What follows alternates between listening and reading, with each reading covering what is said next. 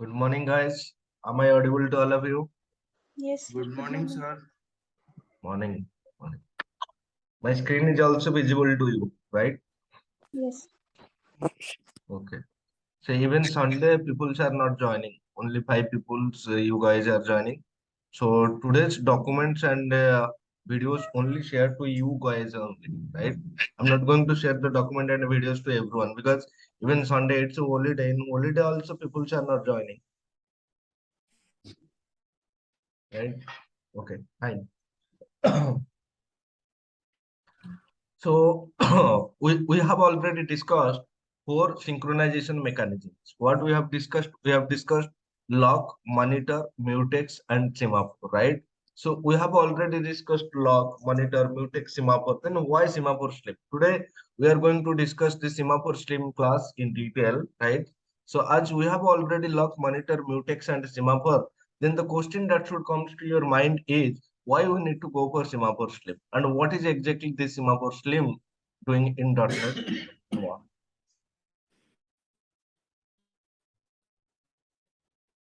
right? So, so the point that you need to remember is like log, monitor, mutex, and Semaphore Slim is also used to provide thread safety. Used to provide thread safety means what? Now it is going to provide thread safety for the shared resources in a multi-threaded environment, right? So if you look at the log and the monitor, they basically used to provide thread safety for internal threads or external threads. Internal threads. Internal threads. And we basically used to this mutex and semaphore to provide thread safety for both internal and external, but majorly we use mutex and semaphore to provide thread safety for external threads, right? And can you guys tell me what is the difference between a mutex and semaphore? Mutex is at a time we can thread can access the shared folders at one thread. Semaphore means multiple threads can access the shared. Right, so mutex means it will ensure that only one external thread is going to access our application code, right? Whereas semaphore, in the case of semaphore, we can control the number of threads that can concurrently access our application code, right? So using mutex, only one external thread, no more external thread. But using semaphore, we can control whether it is going to be one external thread, 5 external thread, 10 external thread, right? That we can control using semaphore. Now, then why this is semaphore slim? Semaphore slim basically used to manage the number of internal threads that can access your application code, right? If you take a lock and a monitor, they are basically used to manage the internal threads, right? But how many number of internal thread that can access our application code is only one. So if you are using a lock and a monitor, what it means? It means only one internal thread that can access your application code. If you want to control the more, that means if you want to have more control over the number of internal threads that can access your application code, then you need to use semaphore slim. So basically, semaphore slim allows you to specify the number of internal threads that can access your application code. Is that clear? You can see this image. Suppose this is my internal threads, right? And this is my shared code, or you can say this is my log object, right? This code or this critical section code going to be accessed by how many internal threads, that is going to be decided by the semaphore slim. If you are using semaphore slim, then you can decide whether you want to access one thread at a time or multiple two threads simultaneously, not simultaneously, in this case at a time, right? Or 5 threads at a time, that you can decide or you can specify by using the semaphore slim class. Is that clear? Why we have semaphore slim and what is the difference between lock, monitor, mutex, and semaphore?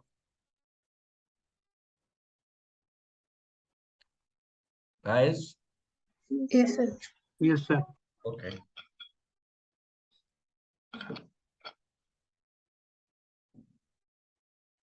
Right, now we are going to discuss the constructor methods and of SemaphoreSlim class. So this is the class. I have taken the screenshot. You can say this is a simple class, and this class is inherited from the iDisposable interface, right? iDisposable interface means there should be some dispose method, right? Once you use this semaphore, give me 1 minute, guys.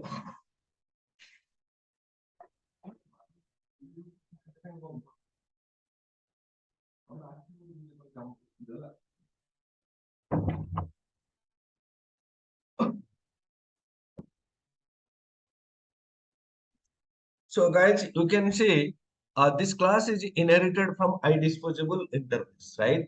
And we have already discussed what is the use of iDisposable. So in this iDisposable interface, there is one abstract method called the dispose, and that method you have to implement here, right? You can say the dispose method is here, right? So you have to call this method once you use this object, right? And you can see there are some constructor, there are some properties, and there are some methods, right? Now let us understand the constructors.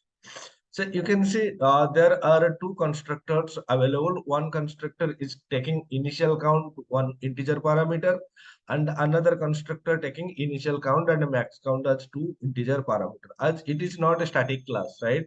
It's a non-static class. Non-static class means you can see there are all these are non-static methods, right? If you want to call this wait method, release method, right? Then what you need? You need to create an instance of this class. Until and unless you are not creating an instance of semaphore slim class, then you cannot call this release and wait method, right? So if you want to call this, if you want to consume this release, wait, dispose all these methods, then what need? You need an instance of this class. And we know how to create an instance. To create an instance or to create an object, what is required? A public accessible constructor is required. And you can see there are two publicly accessible constructor, and using the constructor, right, we can create the instance, right? Now let us understand what is the difference between two. So it initializes a new instance of SemaphoreSlim class, specifying the initial number of requests that can be granted concurrently. Here the parameter initial count specifies the initial number of requests for the semaphore that can be granted concurrently, right? And here there is no maximum count. You can invoke as many as thread as possible. And coming to this constructor, it is taking two parameter initial count. That means how many initial thread can access your application code, and maximum count. That means the maximum number of threads that can access your application code. That is going to be set by the maximum count, right? And we have discussed the initial count and maximum count. It is going to be same, right? It is going to be same means what? It is going to be same means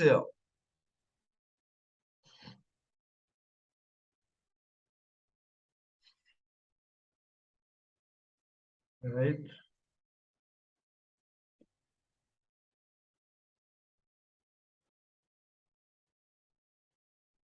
So initial count means it is going to suppose its value is 3, and maximum count its value is 3, right?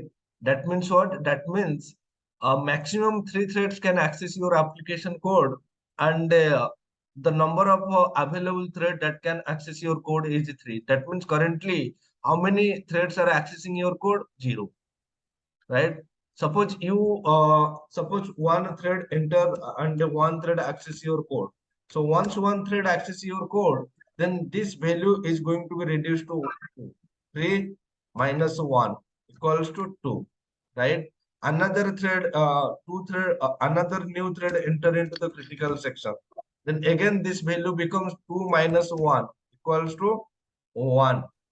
Another thread enter into the critical section. Another thread enter into critical section means 1 minus 1 equals to 0. And when this value becomes 0, and if another new thread trying to enter into the critical section, then that time this thread will be wait. He cannot access because the maximum how many threads can enter? 3. How many threads are already entered? 3. That means a new thread, if trying to access, then he has to wait. And how long he is going to wait? As long as any of this thread release the log, at that time this thread will get a chance to enter, right? Suppose this thread completes its task, so it release. So its release means now it's going to do a addition operation. 0 plus 1, 1. It becomes 1. As soon as it becomes 1, the waiting thread which they are in the queue, he will get a chance and he will now execute, enter the critical section. Right? The things that we have discussed with semaphore, the same thing is also applicable here. But if you are using the other overloaded version where there is no maximum count, then this waiting concept will not come into the picture. Right? Understood, guys? What is the difference between these two overloaded versions?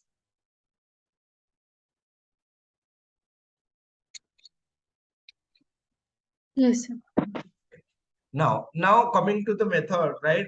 So we have already discussed this wait method. Wait method means it will block the current thread until it enter into the semaphore slip, right? If the number of available threads are already taken by other thread, right? If the initial count value becomes 0, and when we call this method, then he has to wait, right? And he has to wait until he get a chance to enter into the critical section, right? And wait time span. So if you are using time span means what? Now it will wait for that time what you specified in this case, right? It will block the current thread that time, and within that time period, if it get a chance to enter into the critical section, this is well and fine. It will return true and it will enter into the critical section, right? And if it is unable to enter activate a lock, right, then in that case it will return false and it will just come out. And this is also same as this wait time span. So you can here you need to specify the time using time span, and here you need to specify the time using milliseconds. And this release method basically what exactly it does. Now when you call this release method, then it will release the thread and it will increase the initial count parameter. So you have initial count parameter, right? When you call this wait method, if it occur a lock, right, it will decrease the initial count parameter. And when you call the release method, it will simply increase the value of the release parameter by 1. Is that clear? Yes, sir. Okay. Right? How the SemaphoreSlim work? When we instantiate a SemaphoreSlim, we can specify the maximum number of threads that can enter into the critical section concurrently. We also specify the initial number of threads that can enter the critical section concurrently. This defines semaphore's count. The count is decremented each time a thread enters the SemaphoreSlim and incremented each time a thread releases the SemaphoreSlim. Right? So you can specify the maximum number of thread, you can specify the initial number of a thread that can enter into the critical section, right? So maximum and initial number of thread, what is the difference between this? Suppose, right? Suppose you set this as 5 and you set this as 3, 2. That means maximum 5 threads can enter into the critical section, and you have set this values to 2. Means initially, right now, only 2 threads can enter into the critical section, right? And here maximum 5 and here initially 2. And generally what we do is we generally set both the value as same, right? Because if I am setting this value as true, that means the maximum count is 5, but I can never use 5 because I'm setting this initial count as 2, means the number of available thread is 2, so only 2 threads can enter into the critical section. So always, and it is suggestible and it is suggested that the max count and the initial count value should be same while you are creating the instance. So in this case, maximum 5 threads can enter into the critical section, and initial count 5 means now 5 threads are available, so 5 threads can enter and execute the critical section code, right? So you can specify the initial number and you can specify the maximum count, and when a thread enter into the critical section, this value will be decremented by 1, and when a thread released from the critical section, then this value is incremented by 1. Is that clear?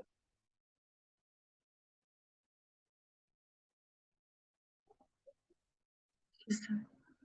Okay.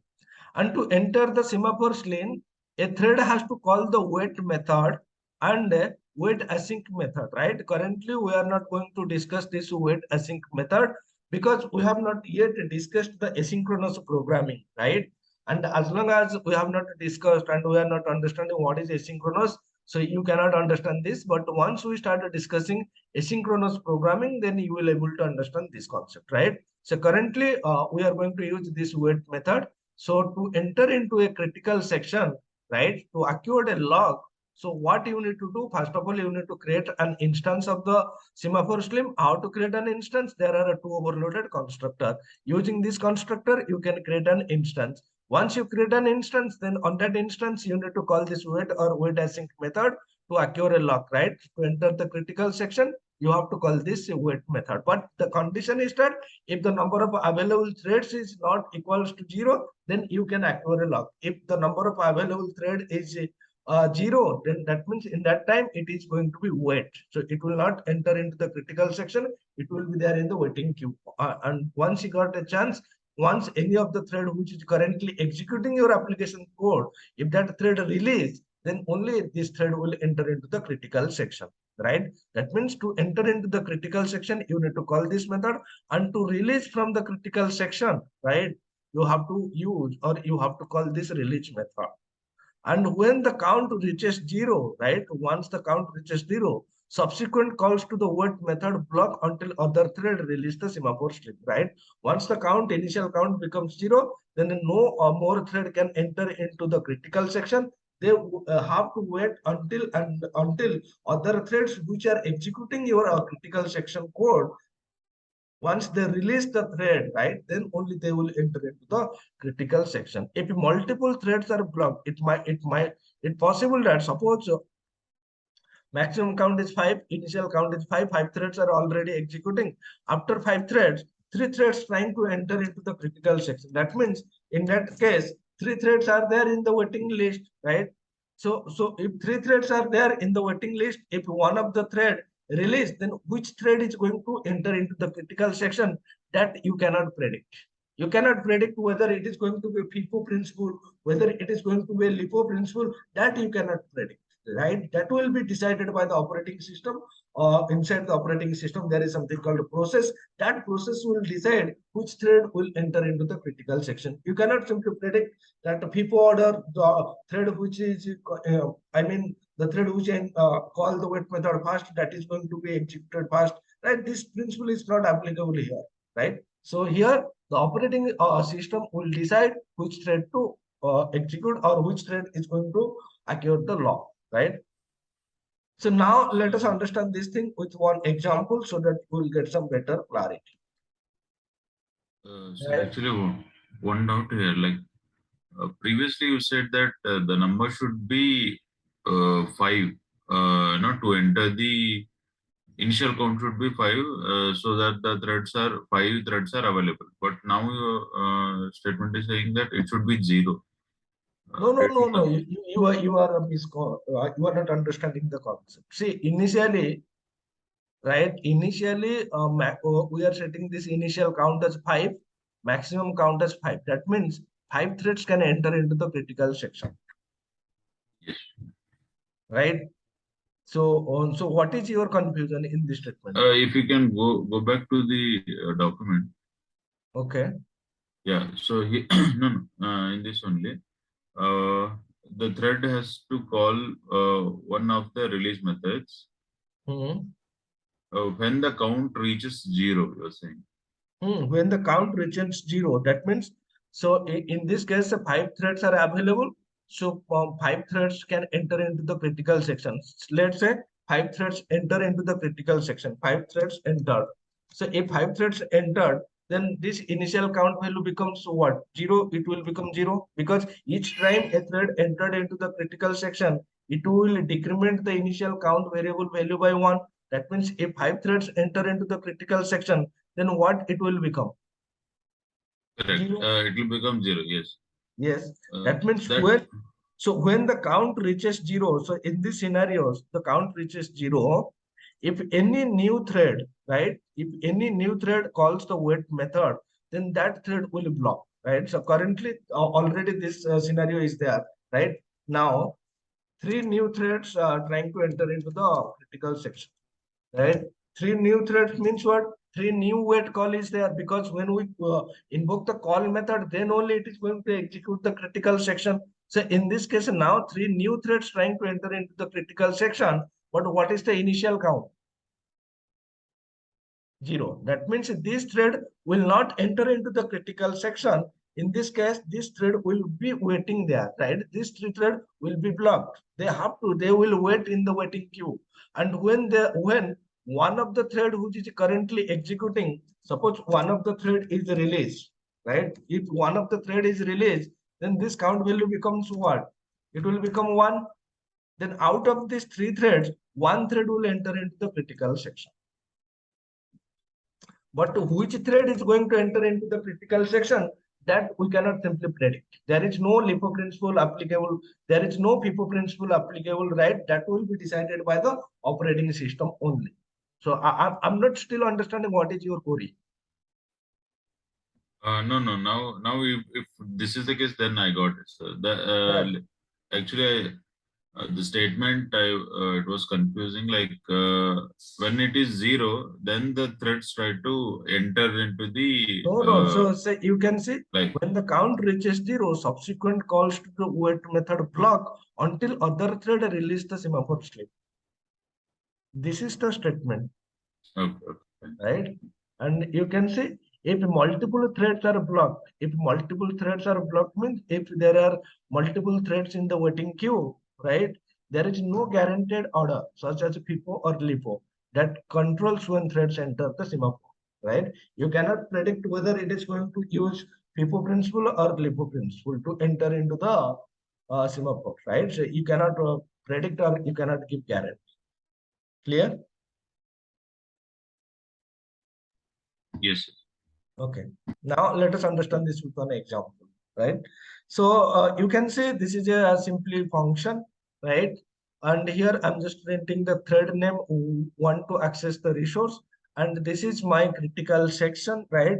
The critical section will start from here, semaphore.wait method, and once the critical section code executed, the thread will be released by calling the release method. So this is the wait method, and this is the release method. So, and each time what I'm doing, I'm making the thread to sleep for 100 1000 millisecond, or you can say 1 second, right? Now what I'm trying to do is, I'm going to call this SemaphoreSlim function by using multiple thread simultaneously, right? So you can see currently I'm invoking this SemaphoreSlim function, right? How many threads are going to invoke this function? 5 threads, because I'm creating 5 different threads, right, by using this for loop, and each thread is going to execute this SemaphoreSlim function, right? And you can see what I'm setting here. I'm setting only 3 threads can access your resource simultaneously, right? Initial count is 3, so maximum 3 threads can enter into the SemaphoreSlim function. So let me run the application. Then see, you will see first 3 functions are going to be executed, 3 threads are going to be executed, and after 3 threads, then 2 more threads is going to executed. See, you can see all the thread 1 wants to access resource. Thread 1 was grant access to resource. Thread 2, thread 3 also trying to access the resource. Thread 3 and 4, 3 and 2 was granted to access the resource, right? Thread 4 and 5 wants to access the resource, but he is not, he is in the waiting list, right? But once thread 3 is completed, then a new thread entered into the critical section. Once another thread is completed, then another thread entered into the critical section, right? So in this way, maximum 3 threads can enter into the critical section, right? Now, you can also use the other overloaded function, right? So here I'm setting this value as 5, and here I'm making this as 5, right? So as I'm making this as 5, so all the 5 threads can enter into the critical section directly. See, all are completed directly, all are entered, and all are completed. Clear? So one out here, like even though the max count is 5, but you are allowing the initial count is 5, means the capacity is 5. Okay. Right.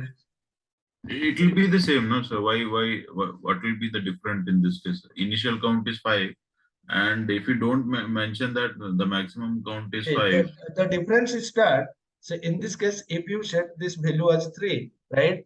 Even though you set this value as 3, then if you set this value as 5, then also maximum 3 threads can enter into the critical section. Correct. I Right? mean, like, if it is 5 and the maximum count also is 5, then it will be the same. Right, right. It will be the same. Right? This is the reason why you can see you can use any of the overloaded version. Right? So you can use any of the overloaded version, create an instance, simply call this method, right? This is not that difficult. It's very simple and very straightforward, right? So any question from anyone else? Okay. So next, what we are going to discuss is important, right? The next important topic that what we are going to discuss is deadlock.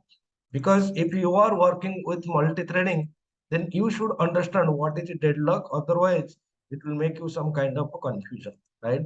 So can anybody tell me what exactly deadlock is? I mean, like multiple threads try to end up the same resource and they conflict each other. No, multiple threads trying to access the same resource is not the case. But in this case, if you look at our previous example, even though I'm setting this count value as 2, right? In this case, all the threads are also trying to access the same resource. Na? This is the same resource. This is the same resource.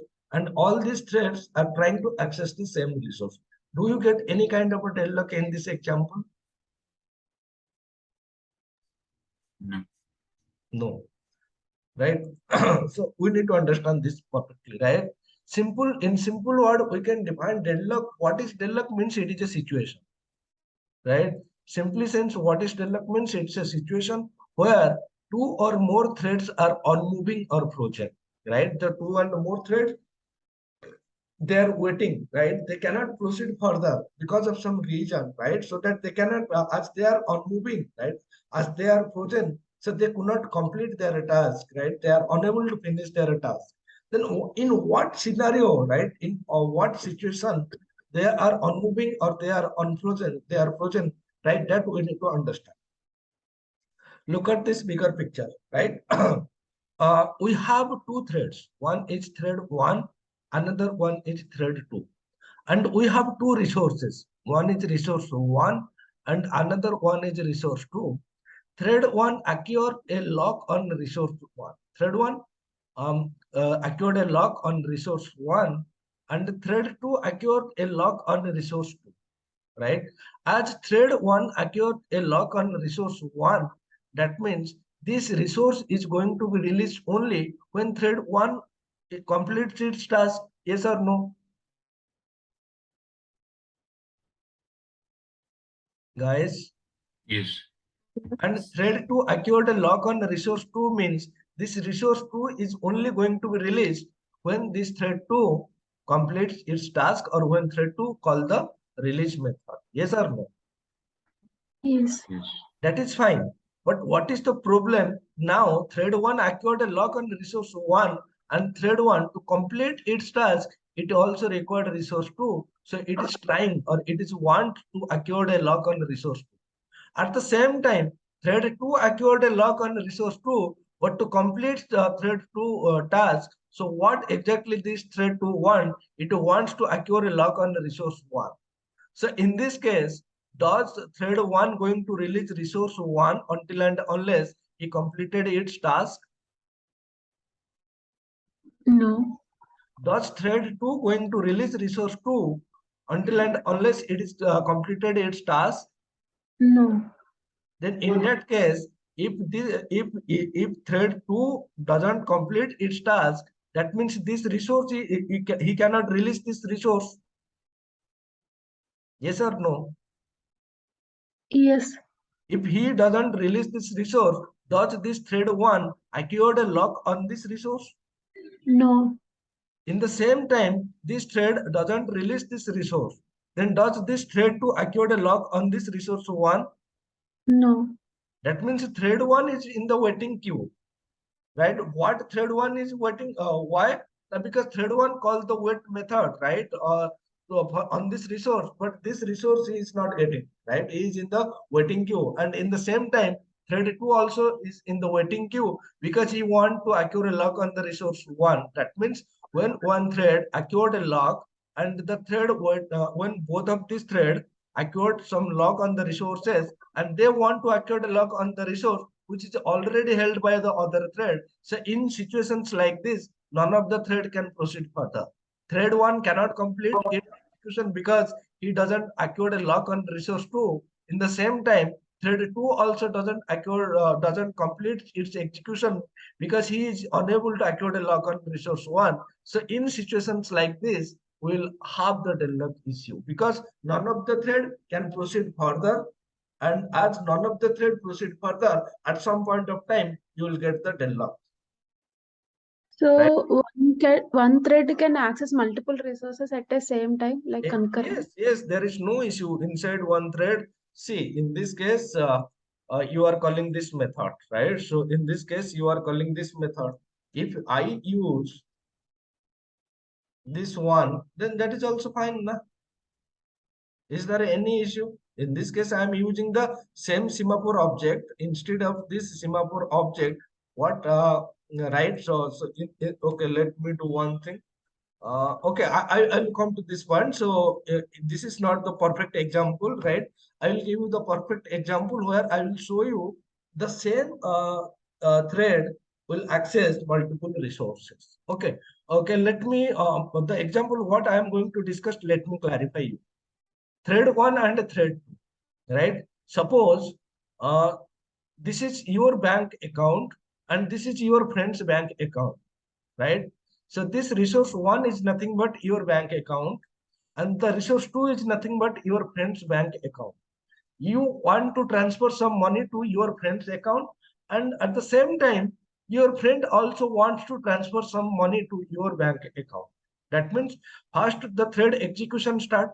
Thread execution start and the thread 1 acquired a lock on your bank account so that your bank account is locked, right, by the thread 1. So no other thread can access your bank balance, right? And the same time thread 2, yani I mean your friend's thread, this is your thread and consider this is your friend's thread. So your friend's thread start. Your friend's thread start means he acquired a lock on his own account, right? So he acquired a lock on his own account, right? And in this case, you acquired a lock on your account and your friend acquired a lock on his own account. To transfer the money, right? What you want, you also want your friend's account or not? And your friend to transfer the money to you, your friend also want to acquire a lock on your account or not? Yes. Yes or no? Yes. Right? In that case, can you activate a lock on your friend's account? No, because that account is already locked by other thread. Can your friend activate a lock on your account? No, because this account is already locked by another thread. So in that scenario, none of the thread can complete their execution. So there is no, so the money transfer is not completed because they are unable to move forward because they are trying to access or trying to activate a lock on the resources, right? Lock on the resource, which is already held by other threads. And none of the threads is ready to release the lock, right? Because why they are not why they are unable to release the lock? Because they are not completed their task.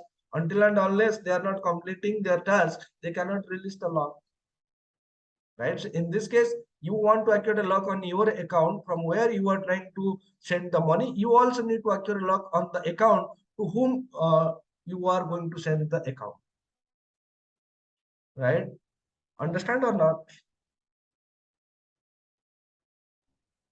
Yes. Yes. Right? Okay, if you are doubt, let us do this with practical example. Okay, let us first create a class file with the name account.cs. Right? Okay, let me delete these things. This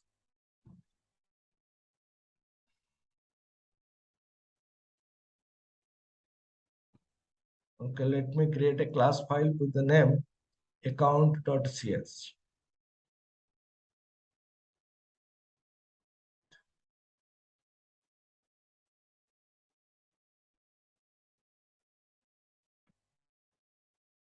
Okay.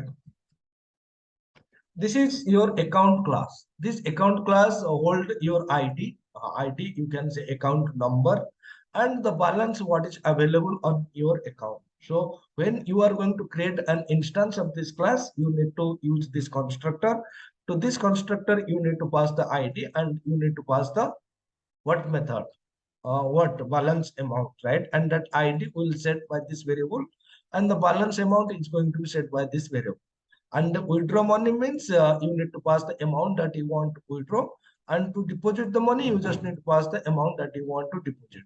And if you are going to perform the withdraw, if you are withdrawing the money, then that money will be deducted from your balance variable. And if you are adding the money, then that money will be added into your balance variable. Is there any question related to this class? This is a very simple and straightforward class. Any question? What is there inside this class? Any question or any doubt?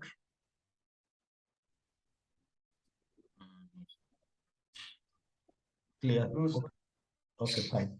Now, what I'm going to do, I'm going to create another class file with the name account manager.cs.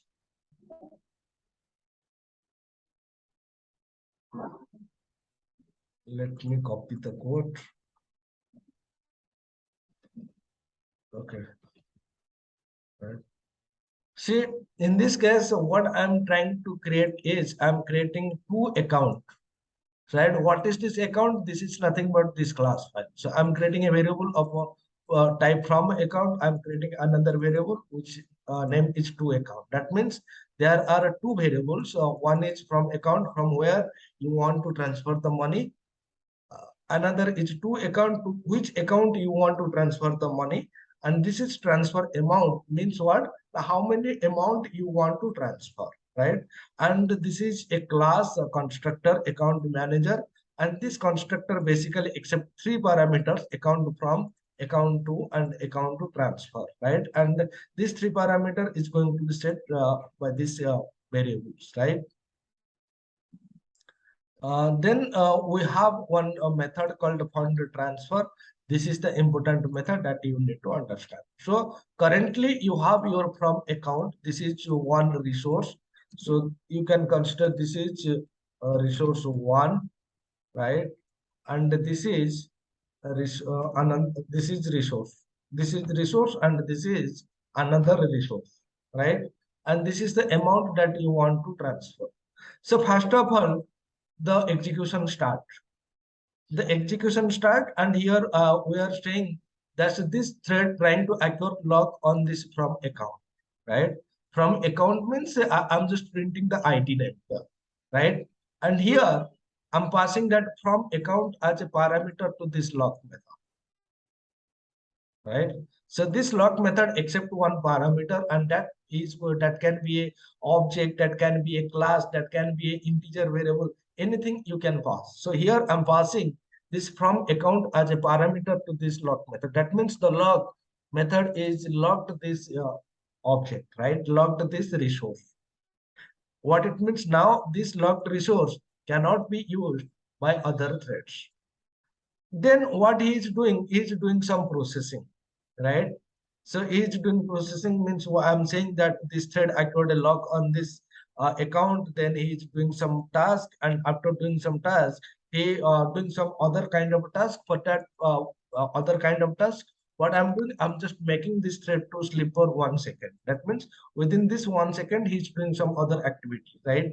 And then after 1 second, he trying to acquire a lock on the account, to which account he needs to transfer the money, right? To that account, he is trying to acquire a lock, and that you can see here. To account, to account. So here, first of all, he acquired a lock on the from account, and the inner lock he is trying to acquire a lock on the to account. So currently, the thread acquired this lock is acquired, but again he trying to acquire a lock on the to account.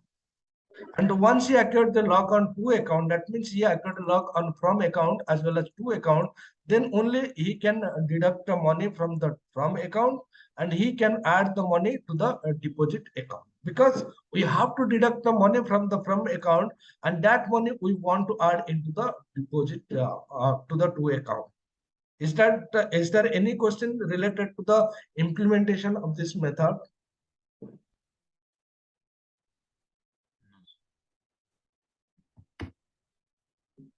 Any question from anyone? So simply speaking, so this class having two account object. From one of the account object, we need to withdraw the money, and we need to add the money to the other account object. That means in this case, the account object from where we are deducting the money, we called that as from account, and the account object from where we are adding the money, we are saying that as a to account. And this transfer amount is nothing but the amount that we want to transfer. So while we are transferring, we know that from account we need to deduct that money, and in the to account we need to add that money. And we have already have a method that is deposit and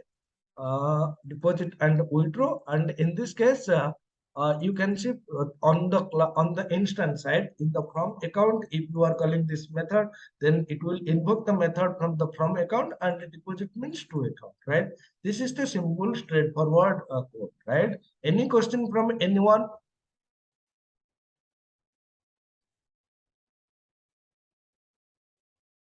Right.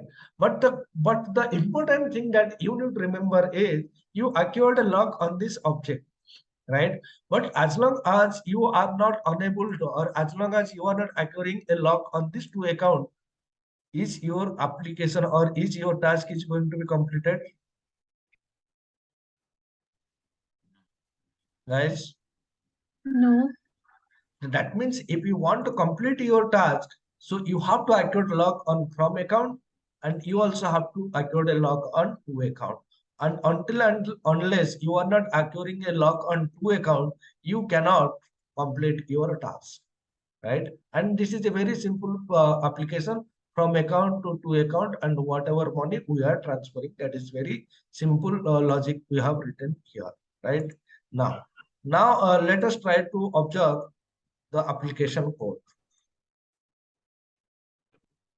right? So what I'm doing, I'm creating two accounts. Suppose this is account to one, right? And this is account 1001, and this is account 1002. Account one, and we know while creating an instance, how many parameter we need to pass? 2 parameters.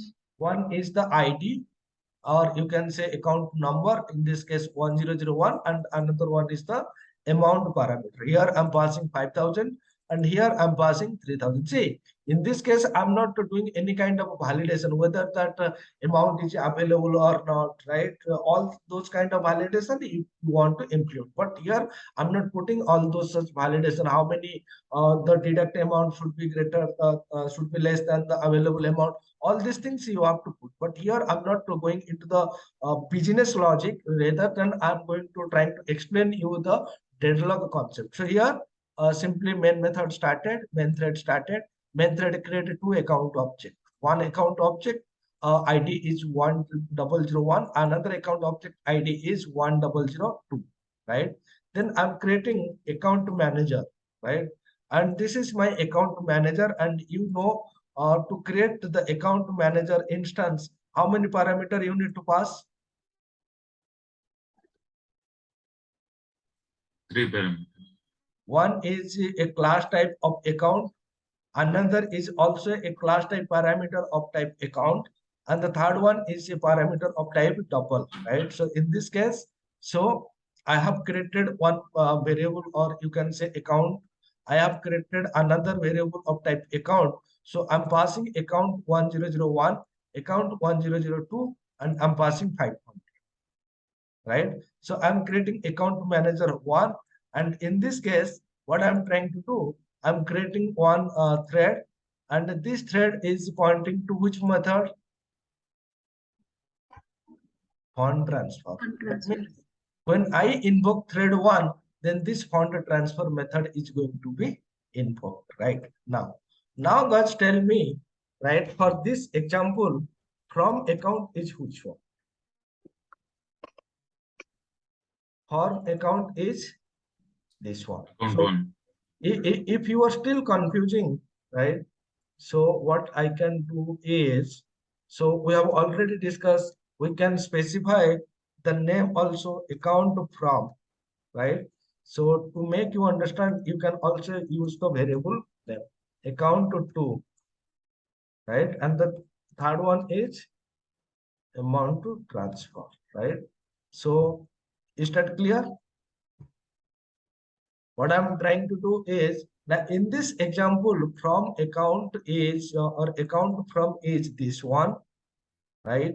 Account to is this one, right? So in this case, right? In this case, your resource, this is nothing but, you can say, this is nothing but your resource one, and this is nothing but your resource two, right?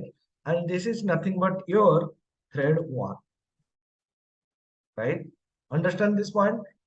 So now coming to our image, right? So thread one, resource two. So this is your thread one, this is your thread one, this is your resource one, account 1001, and account 1002, this is nothing but your resource two. Resource one, resource two. Just compare this example with this diagram. Clear? Yes. Guys, clear or not? So in Yes. this case, thread one, for thread one, account 1001 is nothing but your resource one, account 1002 is nothing but your resource two.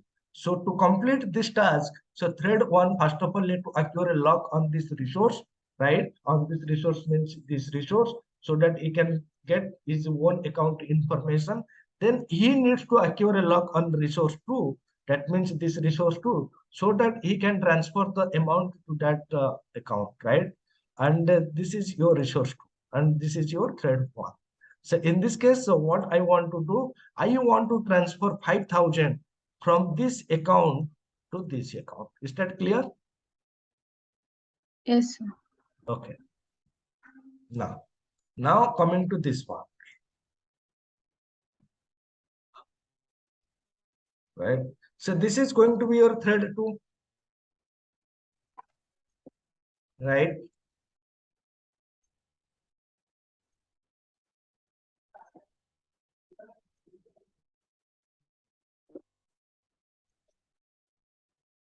Right. So in this case, this which one is the resource one? Account 2. And which one is resource two? Account 1.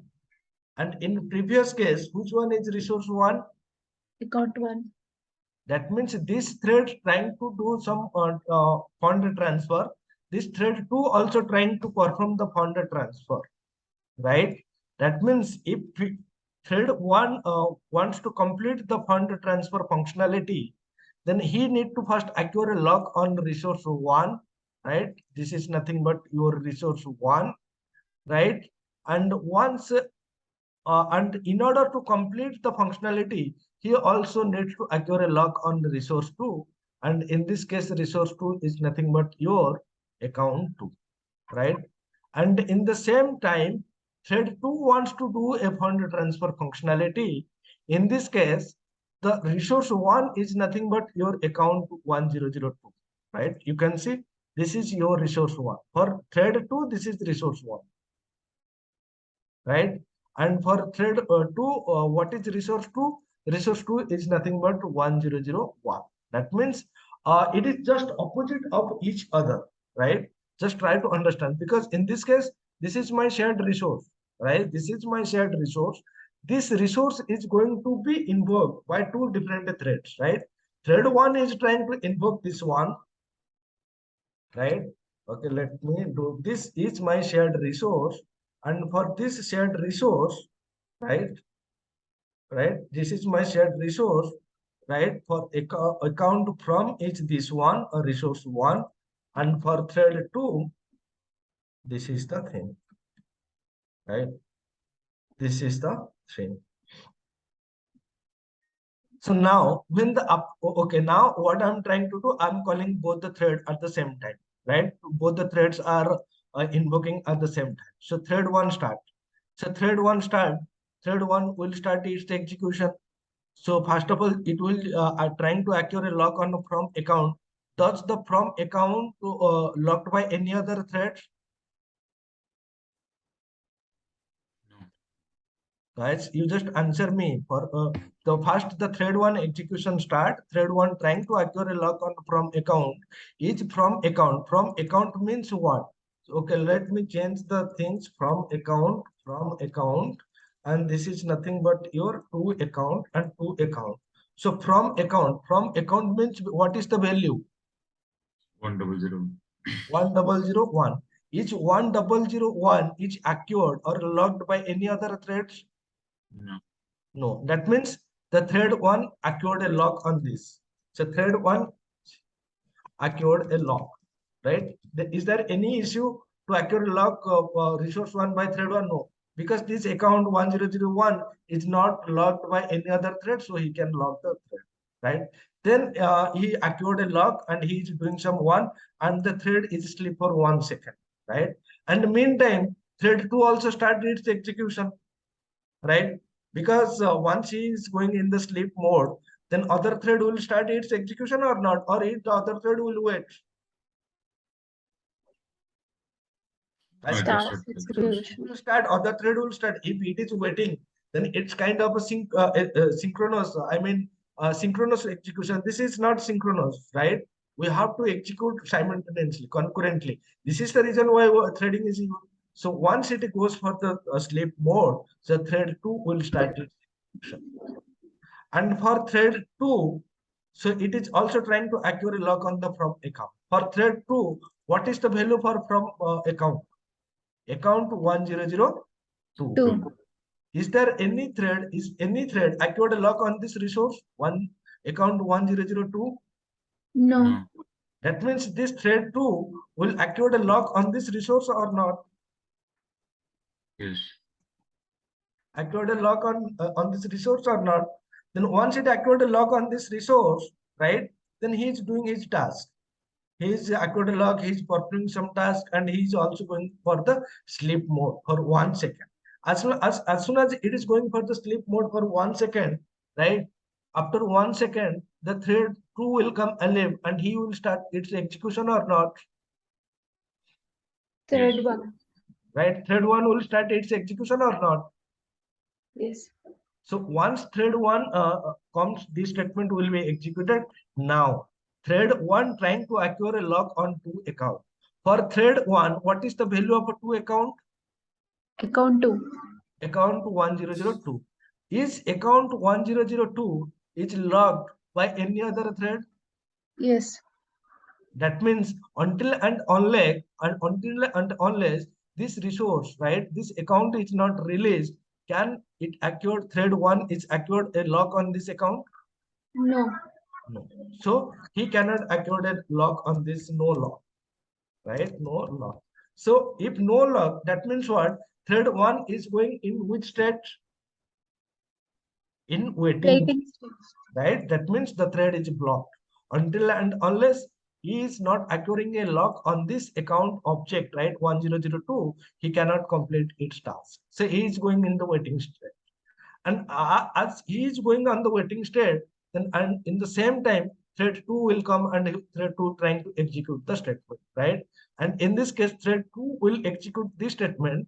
And after executing this statement, thread 2 trying to acquire a lock on 2 account.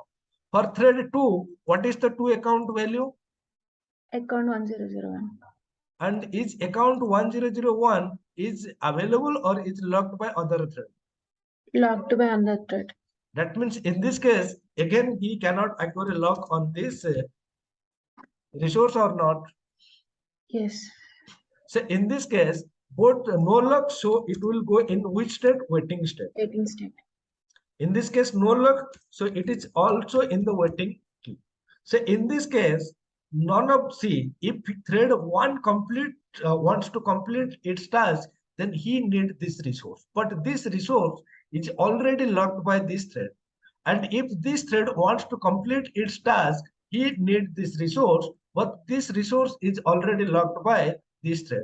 So in this situation, none of the thread can execute this code. If none of the thread can execute this code, so this situation is nothing but your deadlock. Thread are dead, right? Thread are locked and thread are dead, so that they cannot complete and they cannot continue their execution. Understood what is deadlock? Yes. Right? Okay, so let me do one thing. Right now, if you run the application, then you will see that. Okay, so to understand, what I can do is I'm just putting one message here.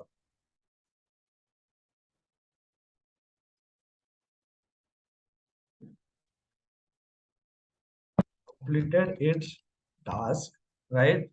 So completed, and you will see that this statement is never going to be printed. Okay, so let me modify the code. Account manager, because the comment line is important, right? So let me modify the code so that you will understand better. I think we can put one more comment on the second log statement so that we clear. Which comment? One more comment on the inside log, second log. Yeah, the comment is already written here. Trying to acquire log on to account. Okay. Right, that account ID is nothing but your value what you are passing, right? And this But is, sorry, but that will not execute. No, sir. It yeah, will this not enter. statement will execute. This statement will execute, no issue. So execution will hold from this statement only. Yeah. Why? Is there any difficulty to execute this statement? No, it will execute, but like whether it is entering or not, we'll come to know with completion Yeah, only. yeah. If it is entering, then this statement will be printed, Yes. right? So then I just need to take this one also so that this statement is written. See, if you understand the concept now, then comment is not required, right? But why we are giving comment? Because sometimes you need to check the comment and then you will get some better clarity, right? Now let me run the application. Right now, if you see the statement which we have written inside the inner lock block, those statement is never going to be executed. See, the thread one trying to acquire log 1001 and thread one acquire logged on 1001. Thread one doing some task. So once thread one doing some task, thread two trying to acquire log on 1002, thread two acquired log on 1002, thread two doing some task. After this, thread two trying to acquire log on this object and thread one trying to acquire log on 1002. And after this statement, the application is deadlock. That means none of the thread can proceed further and execute and complete their task. So you can see this statement is never going to be printed, right? And what we have written here, we have written thread one dot join and thread two dot join. That means this statement is only going to be printed once these two thread complete their task, because this join method will block the main thread. Clear or still doubt? What is Yes, still? this is clear, but like one doubt here. How Yeah. long this can continue? I mean, how long the deadlock can sustain, or how long It's the forever. It's forever. Deadlock means it's forever, right? And in the case of SQL server, the SQL server, see, in the deadlock concept is majorly come in database, right?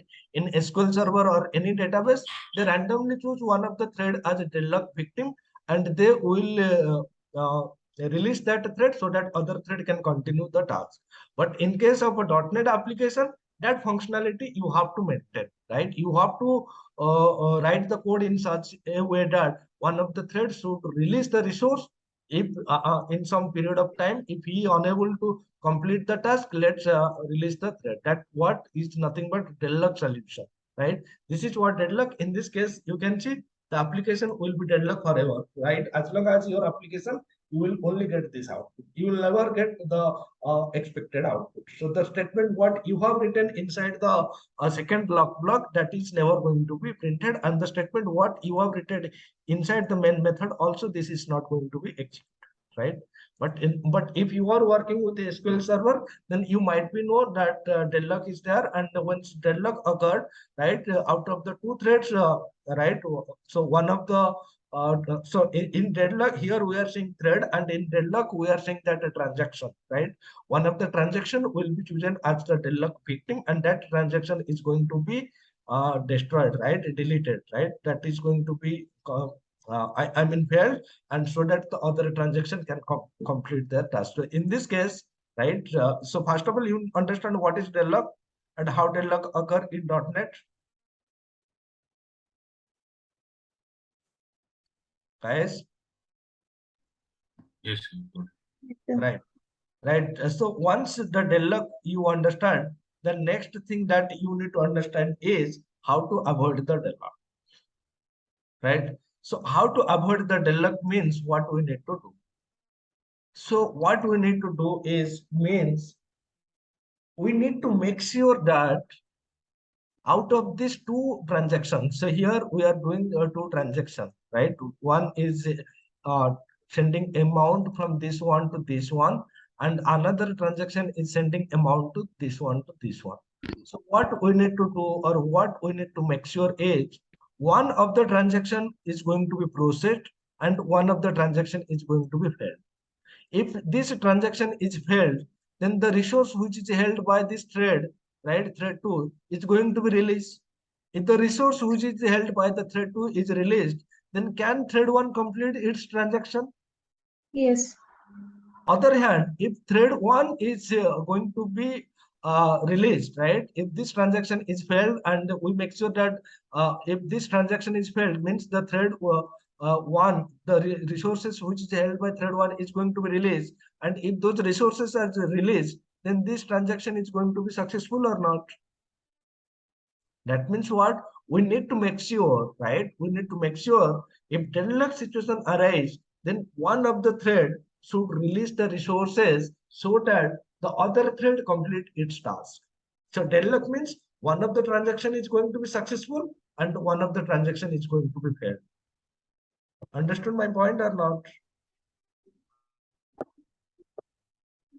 Guys? Yes.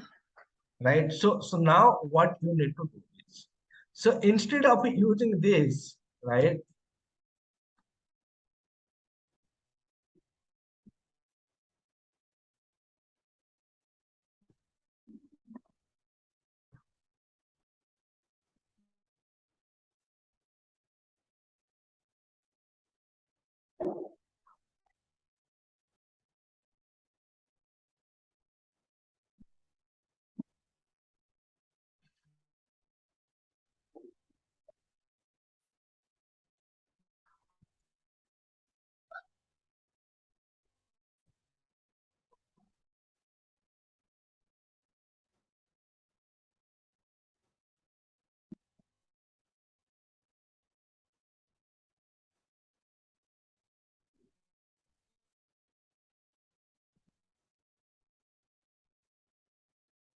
Okay, okay.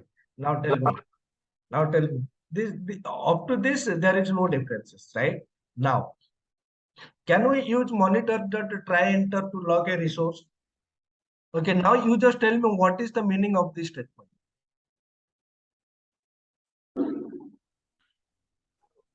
It will wait, the thread will wait 3 seconds to acquire the lock on to account. If it fails, then it will go to finally. Okay, so if it is unable to lock, then within 3 seconds, if this thread unable to acquire a lock on this two account, then it will It will come go to to the else. else part, right? So Yes. it will not wait forever, right? And if he able to acquire a lock, then we are printing this statement and we are doing the transaction, and finally we are calling this exit method, right? So in this case, now if we run the same application, right? Now both the threads are going in the waiting list, right? Both the thread are now trying to activate a lock on the resource which is held by other thread. But one of the thread, right? If one of the thread complete its execution, right? Then other thread will complete that task or not, Yes. right? So in this case, by using this Monitor.TryEnter, you can activate a lock, right? So in this case, it will not wait forever, right? It will wait the time what you specified in the try enter method. In that period of time, if he is unable to make a, if he is unable to activate a lock, then it will not wait. It will just come out and the thread execution is completed and completed with failed, right? So in this case, you can see the transaction is not completed, right? If the transaction is not completed, means the transaction is failed. And once this once one of the thread completed its transaction, means the account which is locked by the thread, that account is also going to be released. See, one thread, suppose thread one executing this method, right? After this statement, once this statement is completed, means what? The lock account, right, is also going to be released. Yes or no? Yes. If the locked account is released, then other thread, right? Let's say thread 2 now can activate a lock on the account, right? Yes or no? So in this Yes. case, we will see there is no deadlock, right? One of the thread completed with failed and one of the thread completed with successful. See, both thread trying to activate a lock on the resource, but after 3 seconds, why it is giving thread 2 unable to activate a lock? Thread 2 unable to activate a lock on, why I'm getting this output? It should not be like this. So because the sleep time for both the things are same, and the exit and wait time also is. No, it is not like that.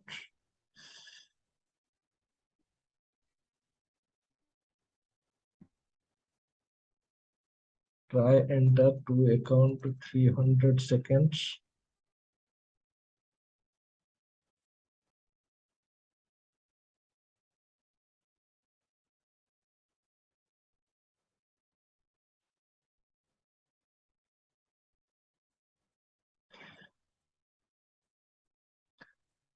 Okay, do one thing.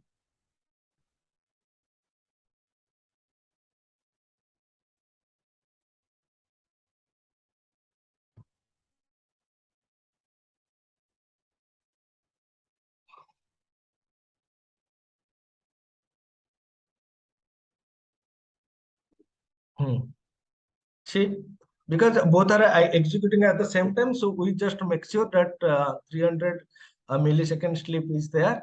And now you can see one of the thread is exiting and one of the thread is completed its task.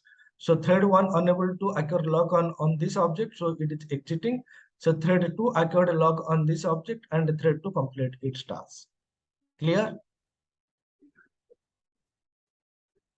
Guys? Yes. Yes, sir. So basically, whenever you are working, so basically this deadlock situation when arise when you are using this nested log. So log inside log. So if you are using log inside log, then there might be chance of a deadlock, right? So let me copy this code and paste it here, right?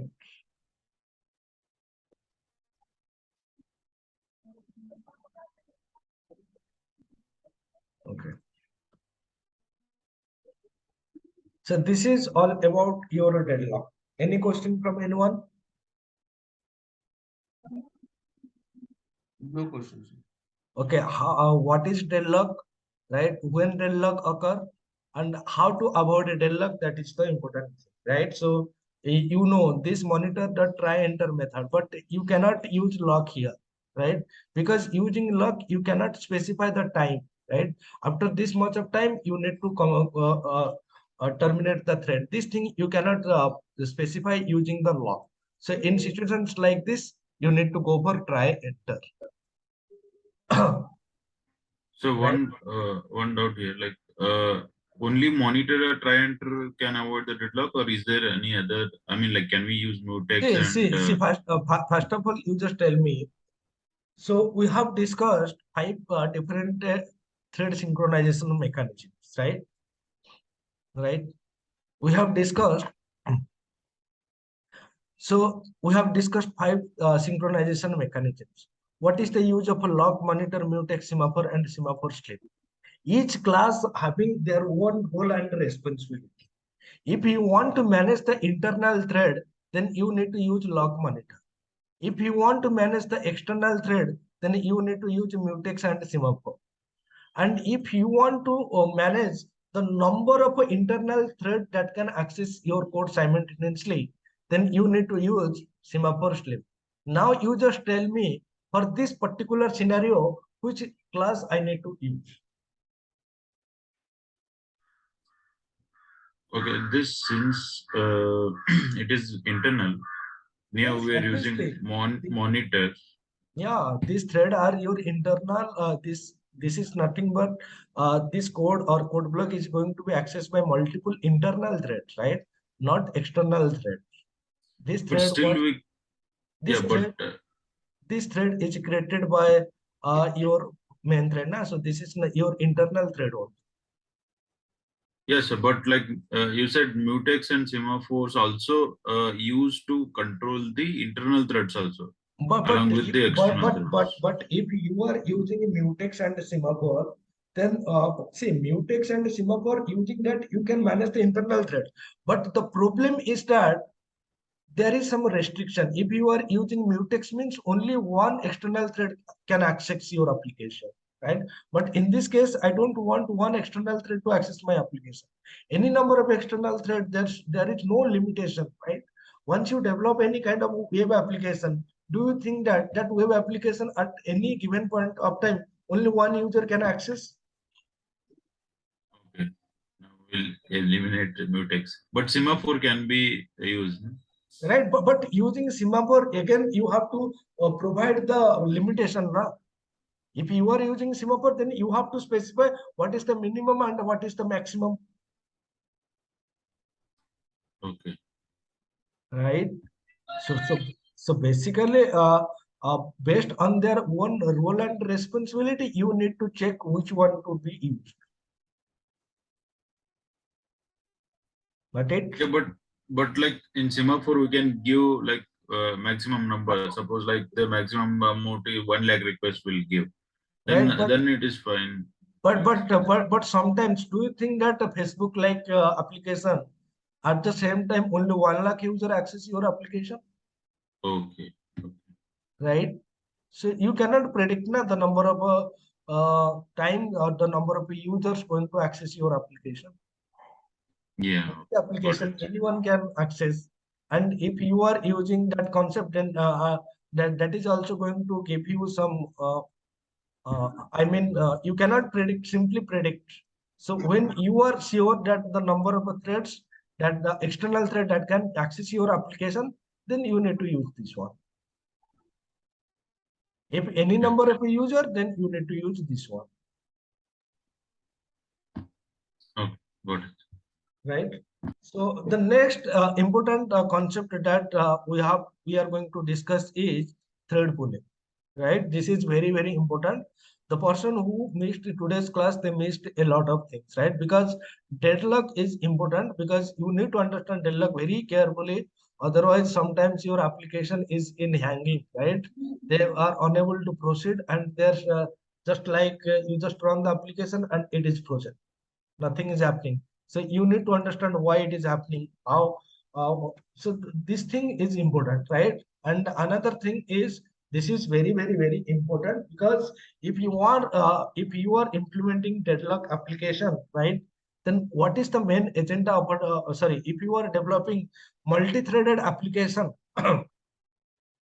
the main objective of a multi-threaded application is to improve the performance, right? And if otherwise, why we should go for multi-threaded? We are going for multi-threaded to improve the application performance, right? And if you are not understanding what is thread pooling, then you cannot understand how exactly this multi-threaded application improve our application performance, right? So let us try to understand what is thread pooling. But before understanding thread pooling, we need to understand what is the request lifecycle of a thread. See, lifecycle of a thread, that is going to be discussed in our coming session.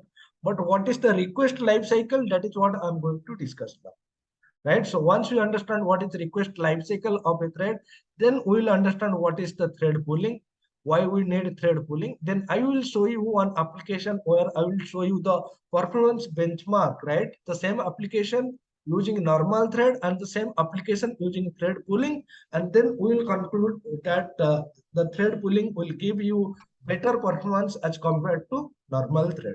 But guys, but guys, when you are going for multi-threading concept, make sure that you are having more than 2 or 4 CPUs, right? So in this case, I'm having logical processor 8.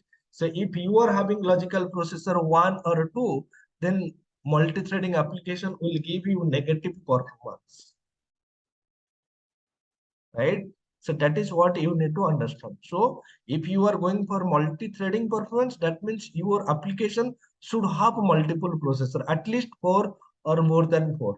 So in this case, you can see in my machine, the logical processor is 8, right? So that is point that you need to remember. Otherwise, see why I'm saying this, because in my previous batch, I'm showing the application in my machine. It is giving you good performance, but the person who is using, they are not having that 8 core, 8 logical. They are having only 2 logical core processor, 4 logical core processor. In that case, the time what in my machine taking, the performance is the opposite in his machine, right? So that is what you need to remember, right? So let us start the discussion of a request lifecycle of a thread in Sir, C. sorry, sir, sorry to interrupt. One doubt here. Like logical process number, we got to next. What that core means? Is it like CPU It's number? nothing but it's your physical.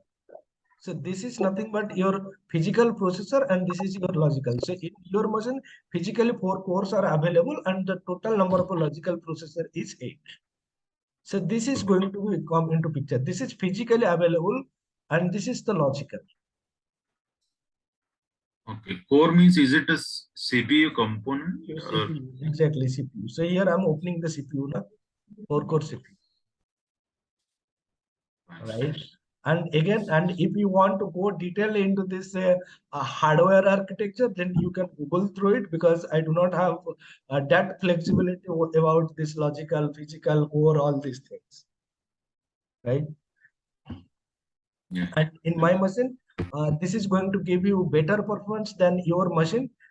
If your machine having this ssd, then it is going to give you better performance, right? Because SSD, you know, SSD something is provided nowadays. If you are installing SSD, then your application performance is going to be far better than normal, right? So just Google it. What is this core and what is this logical processors? You will get a better idea. Because even I do not have that much of idea related to the hardware configuration or hardware thing. So this is nothing but your hardware part, right? Yeah, CPU, hard disks, RAM, all these things, right? So, but make sure your machine should have multiple processors. Otherwise, this is not going to be work. So let us understand the request lifecycle of a thread. In order to understand the request lifecycle, please look at this image. So whenever a request comes, right? So whenever a request comes, so one thread object is created, right? So once the thread object is created, then some resources are allocated to that thread object, like the memory, right? So if you are creating a thread means some resources are allocated, and one of the resource is it is creating in the memory, right? And once the resource is allocated, then the task is going to be executed. So in this case, resources means hardware resources, CPU, right? CPU resources, right? All these things is going to be allocated to that object, right? That thread, right? Once the thread resources are allocated, give me 1 minute, guys.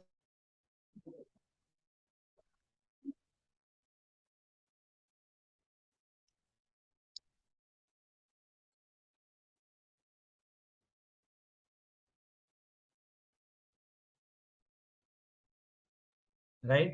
So once the resources are allocated, then the thread is going to perform its task, right? Once the task completed, then that thread is going to be cleaned by the garbage collector.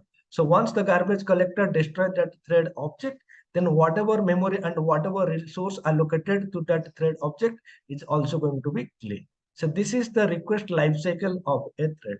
Any question how this, what is this image is all about? So this is main thread, sir, you mean?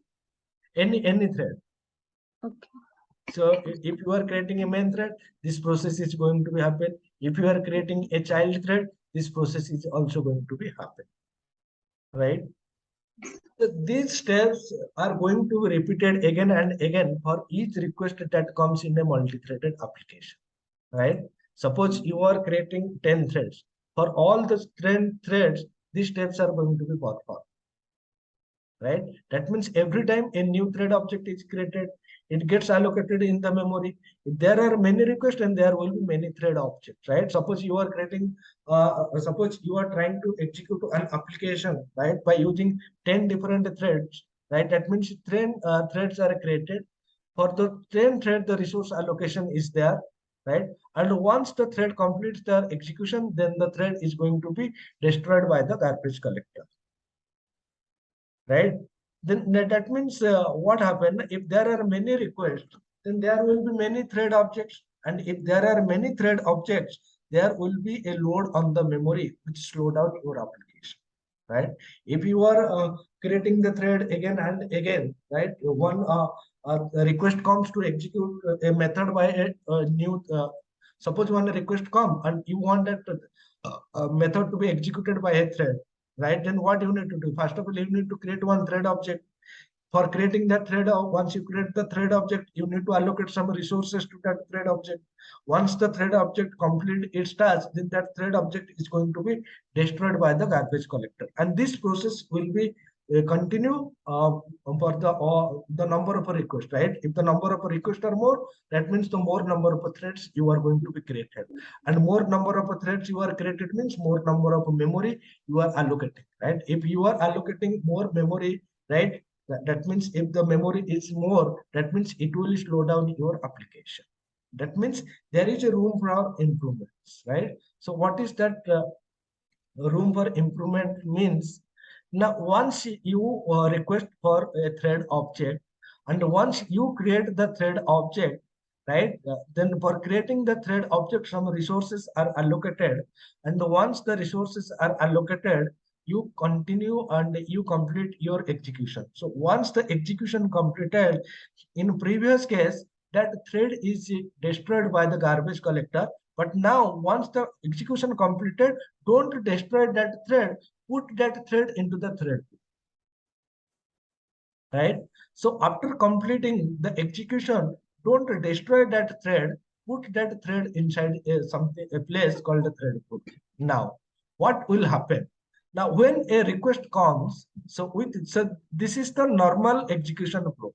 In this execution flow, this is what happening, right?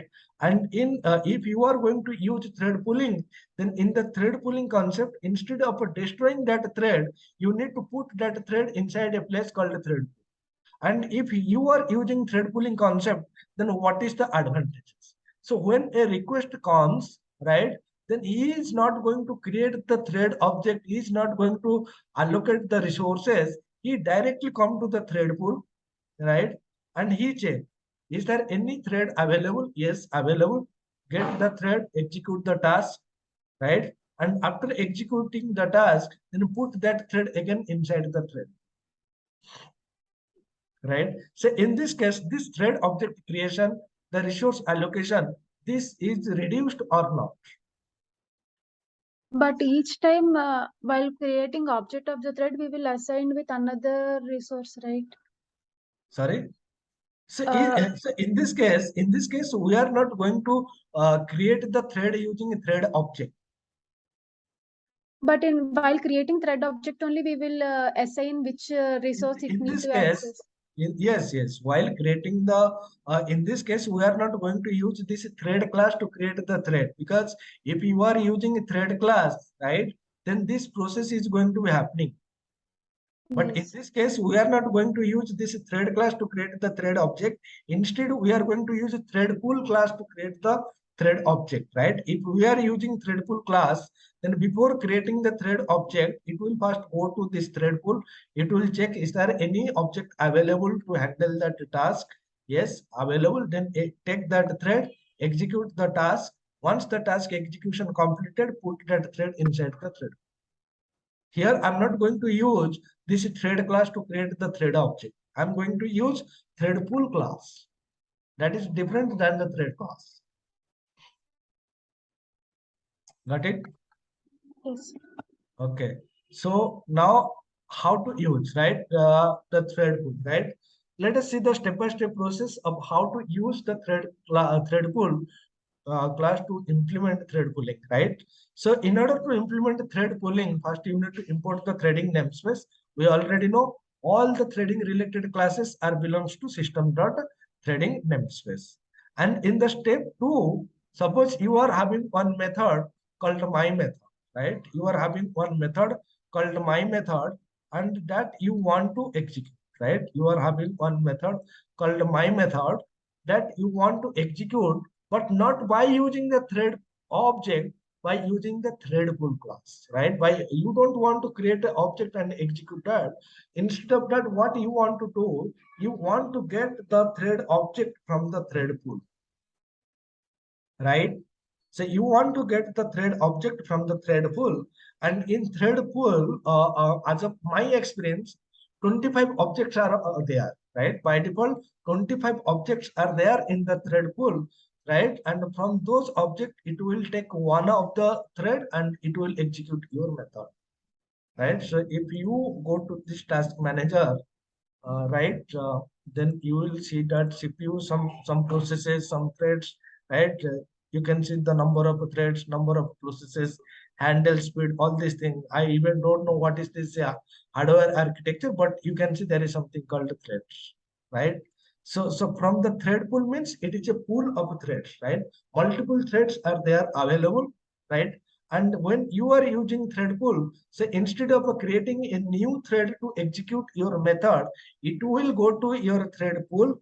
From the thread pool, it will pick one of the thread if it is available. If not available, then it will wait, right? And if available, it will take one of the thread, execute the task. Once the task completed, then it will put that thread again back into the thread pool.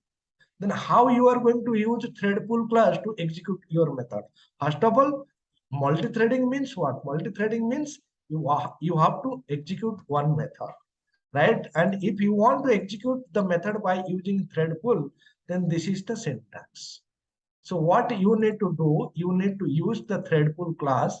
This class having one static method, queue user work item. To this static method, you need to pass one delegate, that is wait callback delegate. And using this wait callback delegate, you need to specify the method. Here, the queue user work item method queues the function for execution. That function execute when a thread becomes available, right? So queue user work item means it will put the thread inside a queue and it will check whether is there any thread available in the thread pool. If it is available, then it will take one of the thread, right? And it will take one of the thread and using that thread, it will execute the method.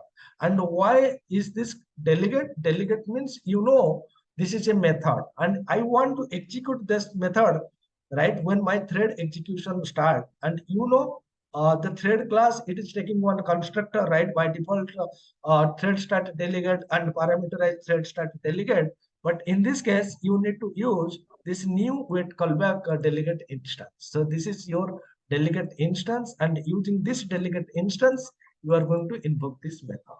All right. Okay, let me copy this code and show you this practically. Right now you can see this is the thread pool class, and this is the work user item method, right?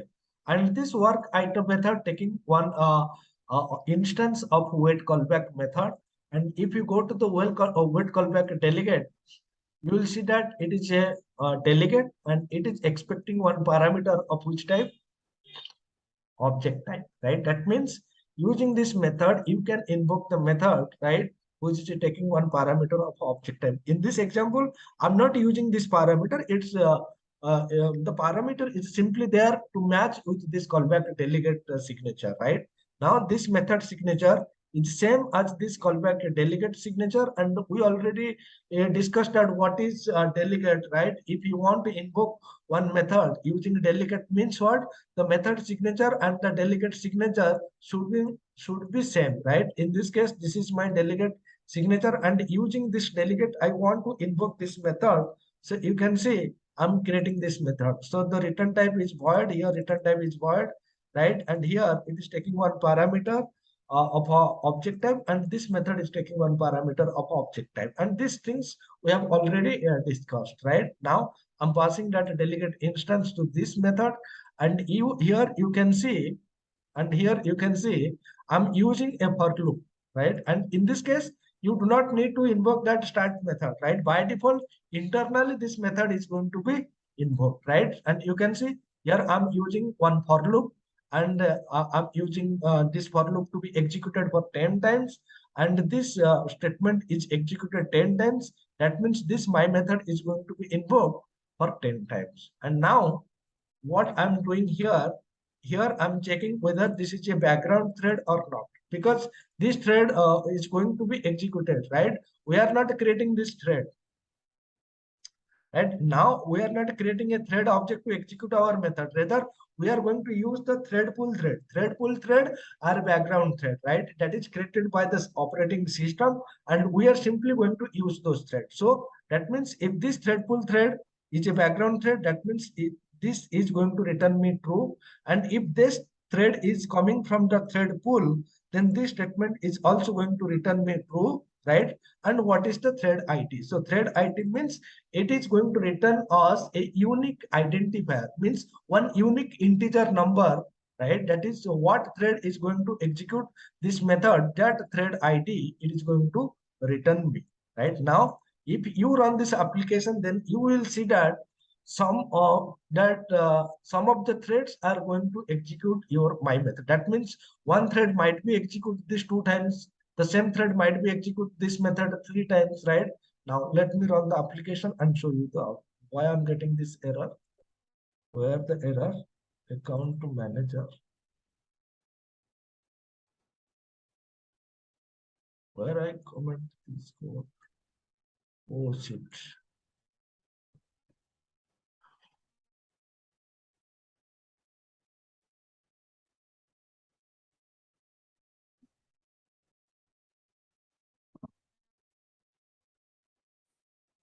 Let me delete the other classes which are not required.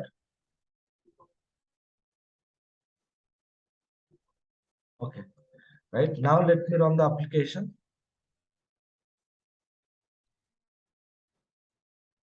Right. So you can say background thread. So what is background? What is foreground thread? That we are going to discuss tomorrow. So you can see this is the background thread.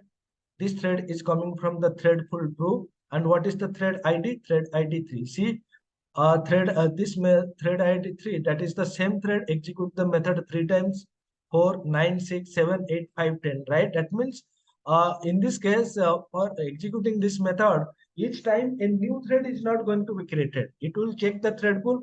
If any thread is available, it will take that thread, execute the method. Once execution completed, again it will put that thread inside the thread pool, and the same thread can again come into the picture to execute the method, right? So in this case, you can see it is not creating a unique thread each time to execute the method.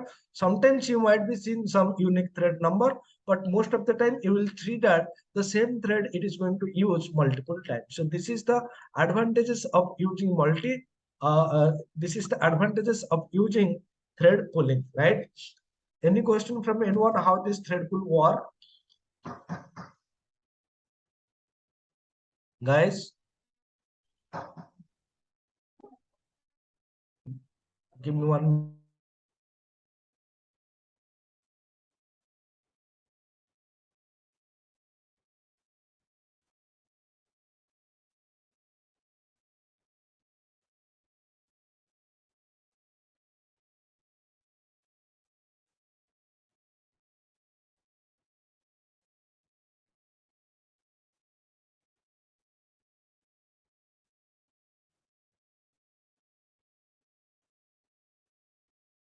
Guys, any question from anyone? What is this thread pooling and what is this thread pool and how it is work? No, sir. Okay. Now, okay. Let me do one thing.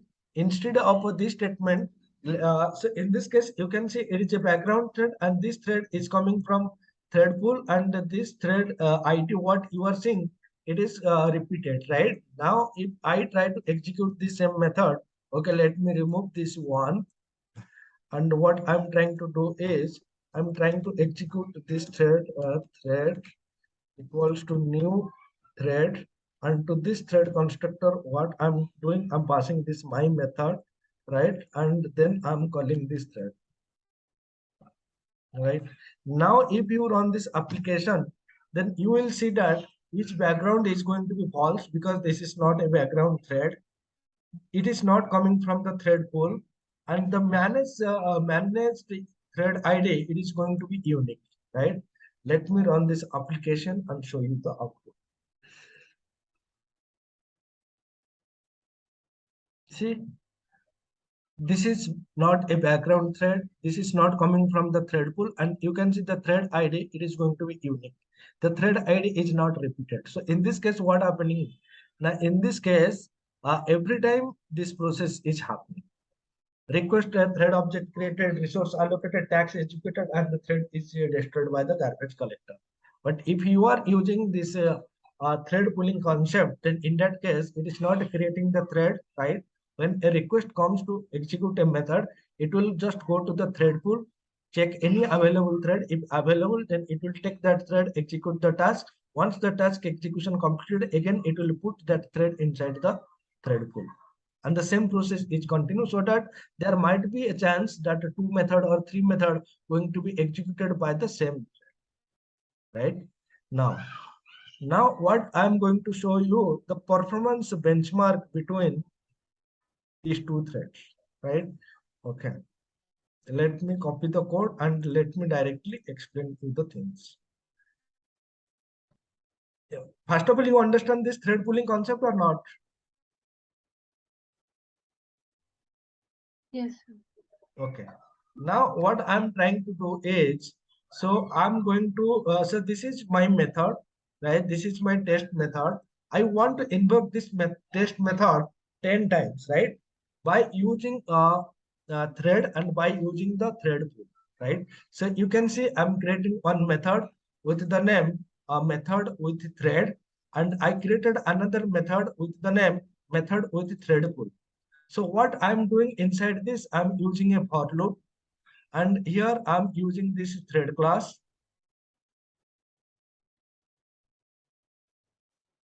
thread dot start, right? So this is important. And again, here I'm using this thread pool to call the same text method, right? So you can see this is using a thread and this is using thread pool, but the logic is going to be same. This this thread method is going to invoke this text method 10 times, and this thread pool, it is also going to invoke this text method 10 times. Okay, let me increase this to 100, right? The 100 use times. of monitor and all same, it will be same, right? Inside thread pool or using the new thread class. See, so you are still you are getting confused. So in this case, it is just creating a thread to invoke this method. If you want to provide synchronization, then you can use anything inside this method, right? Yes. So again, in this case, we are creating a thread. It's a foreground thread that is going to invoke my method, and in this case, it is also one thread is going to execute the code, but that thread is a background thread, and that thread is we are getting from the thread pool, right? Okay. But the process is going to be same, Okay. right? So these two methods, so this method is going to invoke this method 100 times, and this method also going to invoke this method 100 times. The logic is going to be same. So what I'm going to do is, okay, this is nothing but your okay, so this is warm up, right? Because when you are executing the application for the first time, right? It might be possible that something happening for the first time, right? Code compilation, right? Code debugging, right? Or everything is going to happen. So this you can consider as a warm up, right? So here I'm calling this method, right? So you can see here I'm calling this method method with thread and method with a thread, and here I'm not using anything. So this is just a warm up call, right? Then what I'm trying to do is I'm using the stopwatch. I'm execution using thread one statement is written stopwatch dot start method, and here I'm invoking this, right? Here I'm invoking this method with the thread. I'm stopping the stopwatch. Then I'm printing the time what it takes, right? How many milliseconds, right? This method took to execution. That what I'm printing here. I have reset the time, doing the same thing. I'm starting the stopwatch again, calling this method with the thread pool, stopping the stopwatch, and I'm printing how much milliseconds this method took to complete the execution. Right now, let me run the application and show you the output.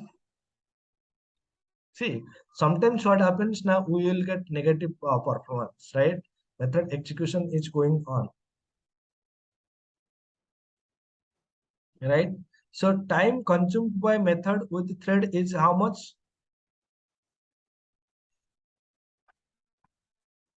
This one. Execution using thread pool is this one. Okay. So let me decrease this to 10. Let me decrease this to 10 also. Right. Now I'm going to execute the method again. See, you can see time consumed by method with the thread is this one, and time consumed to method with the thread pool is this one. So who is giving you better performance? Thread or thread pool? Thread pool. Right? Why it is giving you better performance? Because the thread creation concept, right? Creating the thread, allocating the memory. Once the thread execution completed, destroying the thread by the garbage collector, right? Freeing the memory. These things are not happening in the case of a thread pool. So this is the reason why thread pool is giving you better performance comparing with this thread class. Clear? Right? This one. Okay. So any question from anyone? Sir, this thread, like executing some methods using threads and thread pool, uh, will it need the program execution live, or like the main method will get over after that in the background they'll execute? Right? Say, whenever you are using background thread, even though your main method execution completed, still the background thread will execute in the background and complete its task. Okay. Right? So main thread means it's a background thread. Background thread means what? In the background, even though your main thread is completed, in the background thread will complete its execution. Whatever task you have given to the background thread, 100% that thread is going to be done, right? The task is going to be done by the background thread. See, what is background thread? What is foreground thread, right? What is the difference between them? All these things we are going to discuss in our next session, right? So today So, we have, yeah, ask me.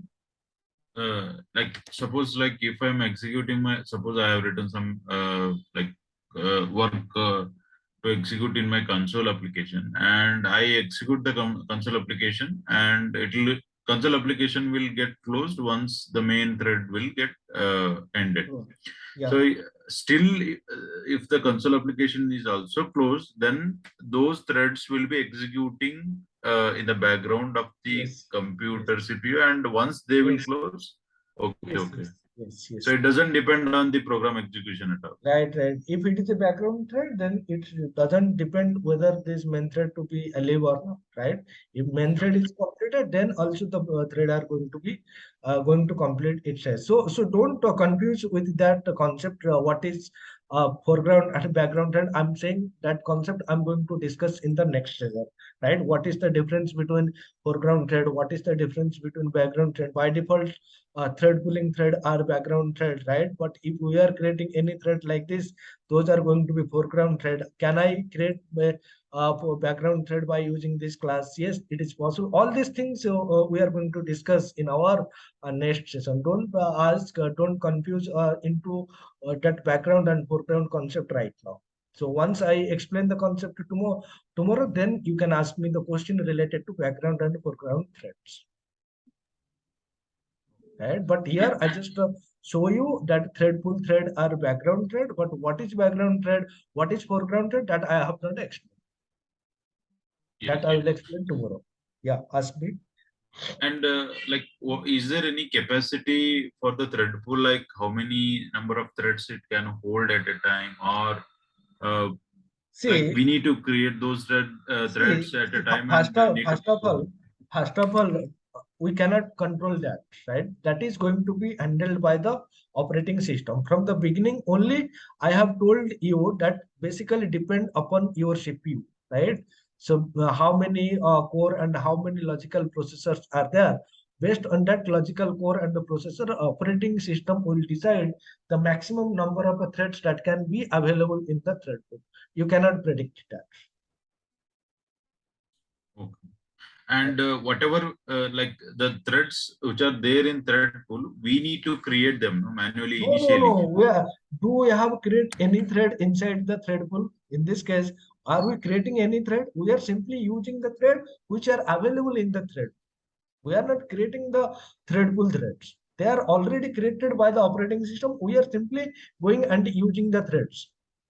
Okay, this thread pool dot queue user work item will not create anything. Rather, it will just use. It simply go and check whether any thread is available in the thread pool or not.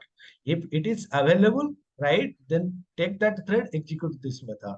If not available, then wait in the queue, right? So this is nothing but you can consider it is one queue, right, where this method is wait to be executed by one thread.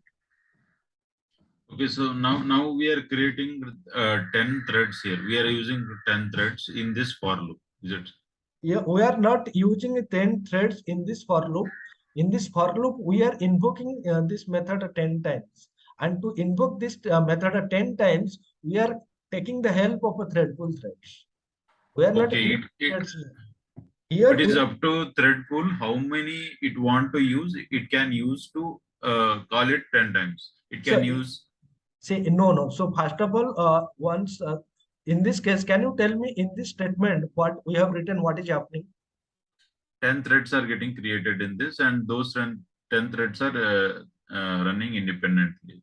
Right. So in this case, those 10 threads as a programmer we are creating, right? Yeah. And in this case, and then we are invoking this method by independently by using each thread. But in this case, our main objective is to execute this method. And here, for execution of this method, we are creating the thread manually, right? And as we are creating this thread, once this execution completed, for suppose first time this execution happening, one thread created, one thread complete execution, that means that thread is deleted, right, by the garbage collector. In this case, we are not creating any threads. We are not creating any threads. What we are doing here, we are taking this method, we are putting that method in a queue, and then we are checking whether any threads available inside the thread pool. If available, take the thread, execute the method, and once the method execution completed, then again put that thread inside the thread. Okay, it is possible that it can use the same thread 10 times also if it is available. Possible. It's possible. So that we cannot. So see, if you are running the application, not in this example, in the previous example, I have shown you na 3 times one method is executed by the same. Correct. Yes. Right. So you can see some of the threads here. Okay, let me take that one. You can see 3 times 9 is used to 2 times, 6 is used to 2 times, right? So you cannot predict the same thread how many times going to be execute the method. So once the method execution completed, it will again put back into the thread pool. Again, one method you want to execute, then if that thread is available, you can use the same thread to execute the same thread. That Okay, is so the advantage. in thread pool, we don't care how the system handles threads. It is up to the system. Exactly. Only thing we are focusing is how many times we should execute it. How many times, that basically depend on your business requirement, right? How many times means what? But suppose, sir, my doubt is like, suppose I have a request to execute around 100 requests. Suppose there are 100 requests, that is creating 100 records in database. Okay, this is Okay. my requirement. Okay. So like how will give like 100, suppose 100 request in for loop will make that request as 100 maybe, and the system, it is up to the system that to execute it 100 times. The system to what? I'm not getting what is the system, what system you are talking. Suppose that this is your database call, right? Database database operation, right? So you want to perform some database operation, and you want to execute that database operation for 100 times, right? So each time, so in this case, this is thread. Okay, let me use the thread pooling concept, right?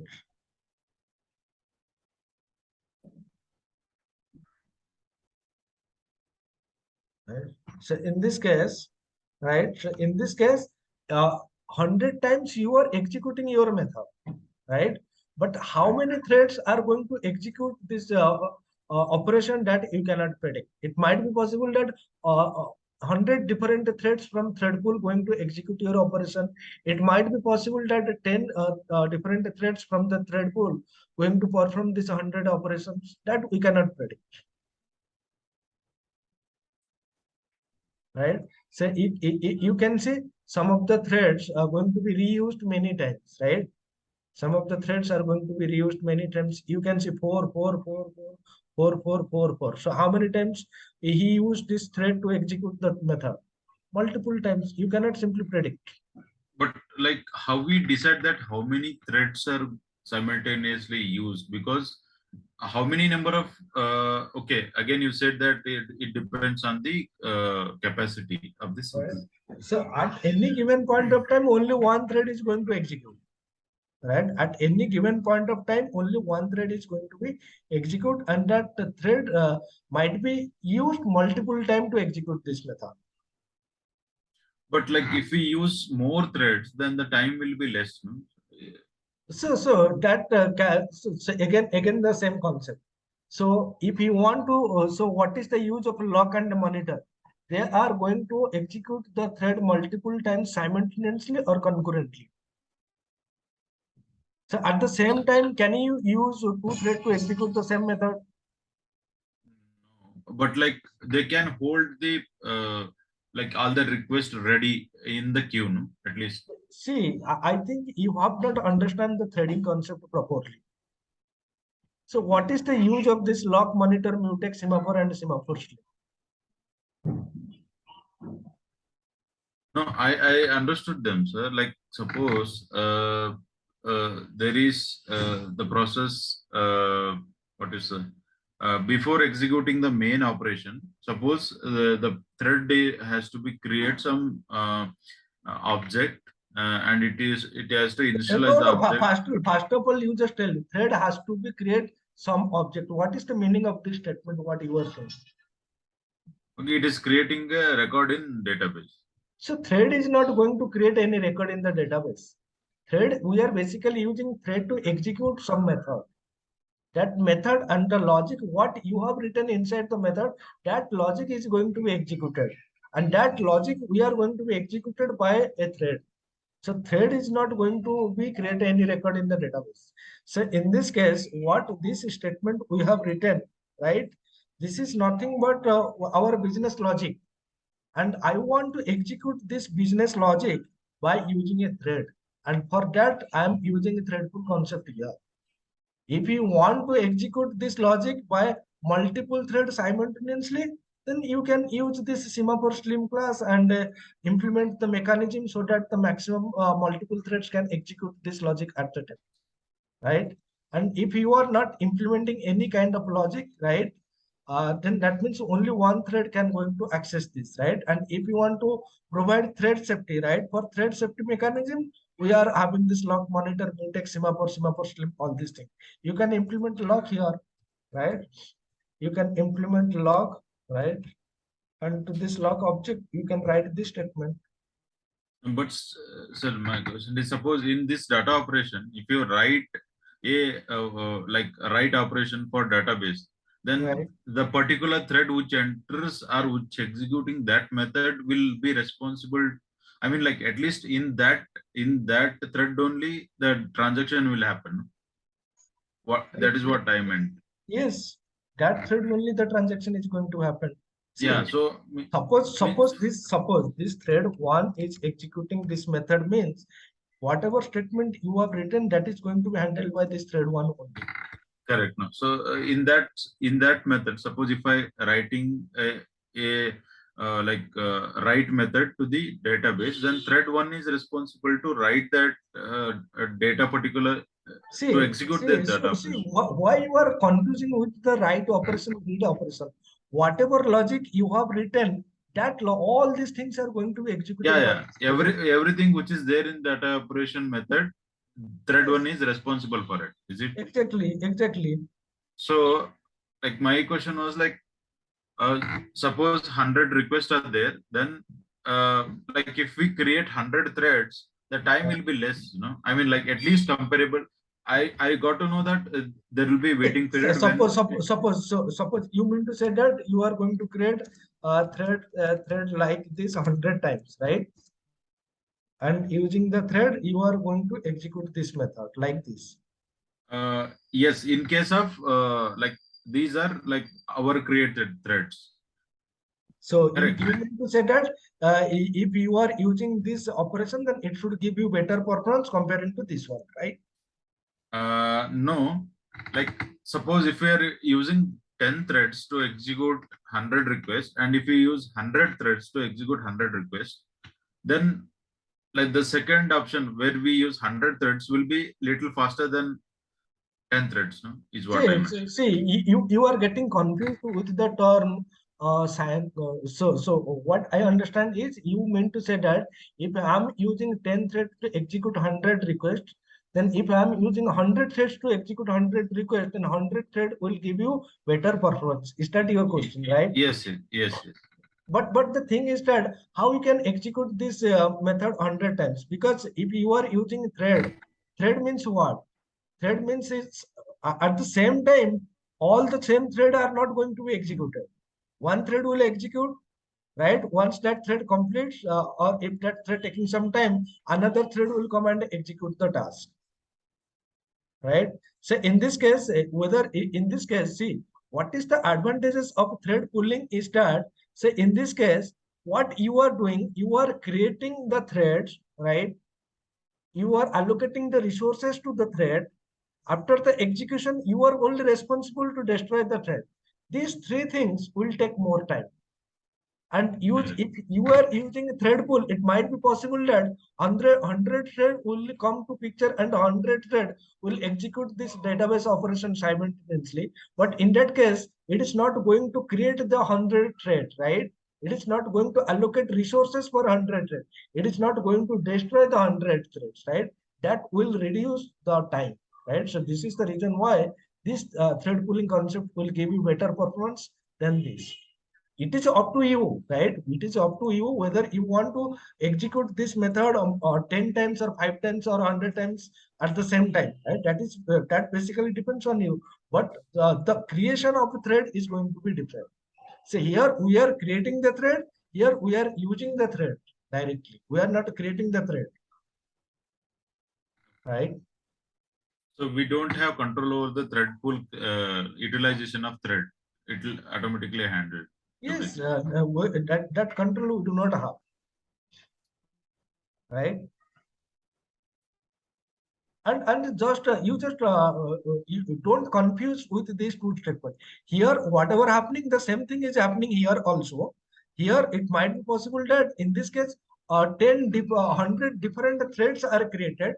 In this case, it might be possible that 100 different threads are going to execute your operation. But in this case, you are creating 100 different threads. In this case, you are already using the 100 different thread which is already created. Okay. Right. Okay.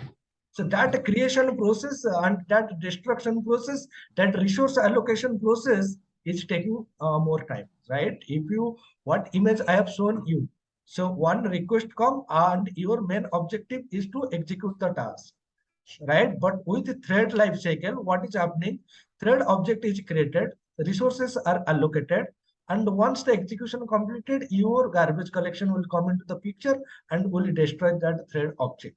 But in this case, request come.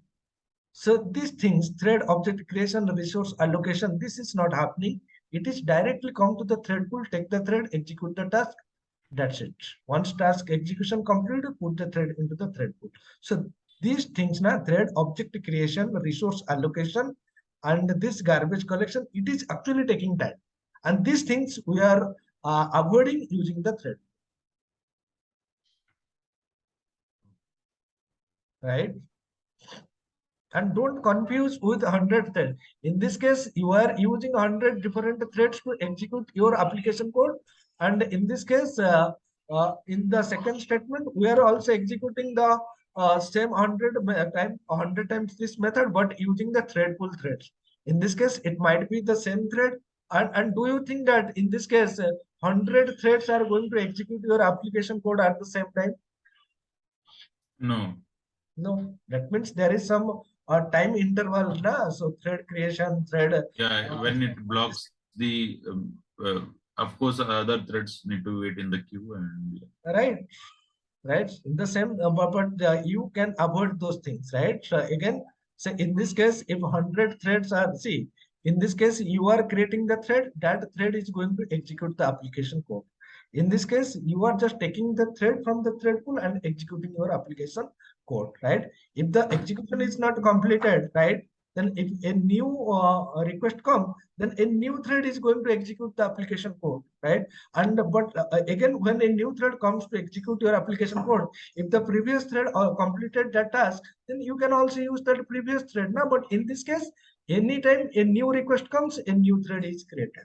But in this case, no new request. Every time you call this method, it is not guaranteed that the new thread is going to execute your application code, right? Some existing thread which is already executed the application code, that thread can be also reused. In this case, see, in this case there is no reusability, and in this case there is a reusability, right? And if you are using the reusability concept, then 100% your application performance is going to be better. So I have already shown you the example now. So I don't know why you are getting confused, right? Already shown the example and already shown you the output, the same example using thread class and same example using thread pool class, and already show you the differences, right? Yeah, So yeah, correct, sir.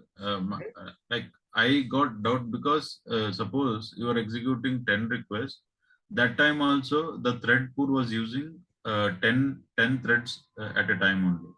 And when you go for 100 also, it was using only 10 threads. So don't confuse with the word at a time. What do you mean by at a time? One by one only.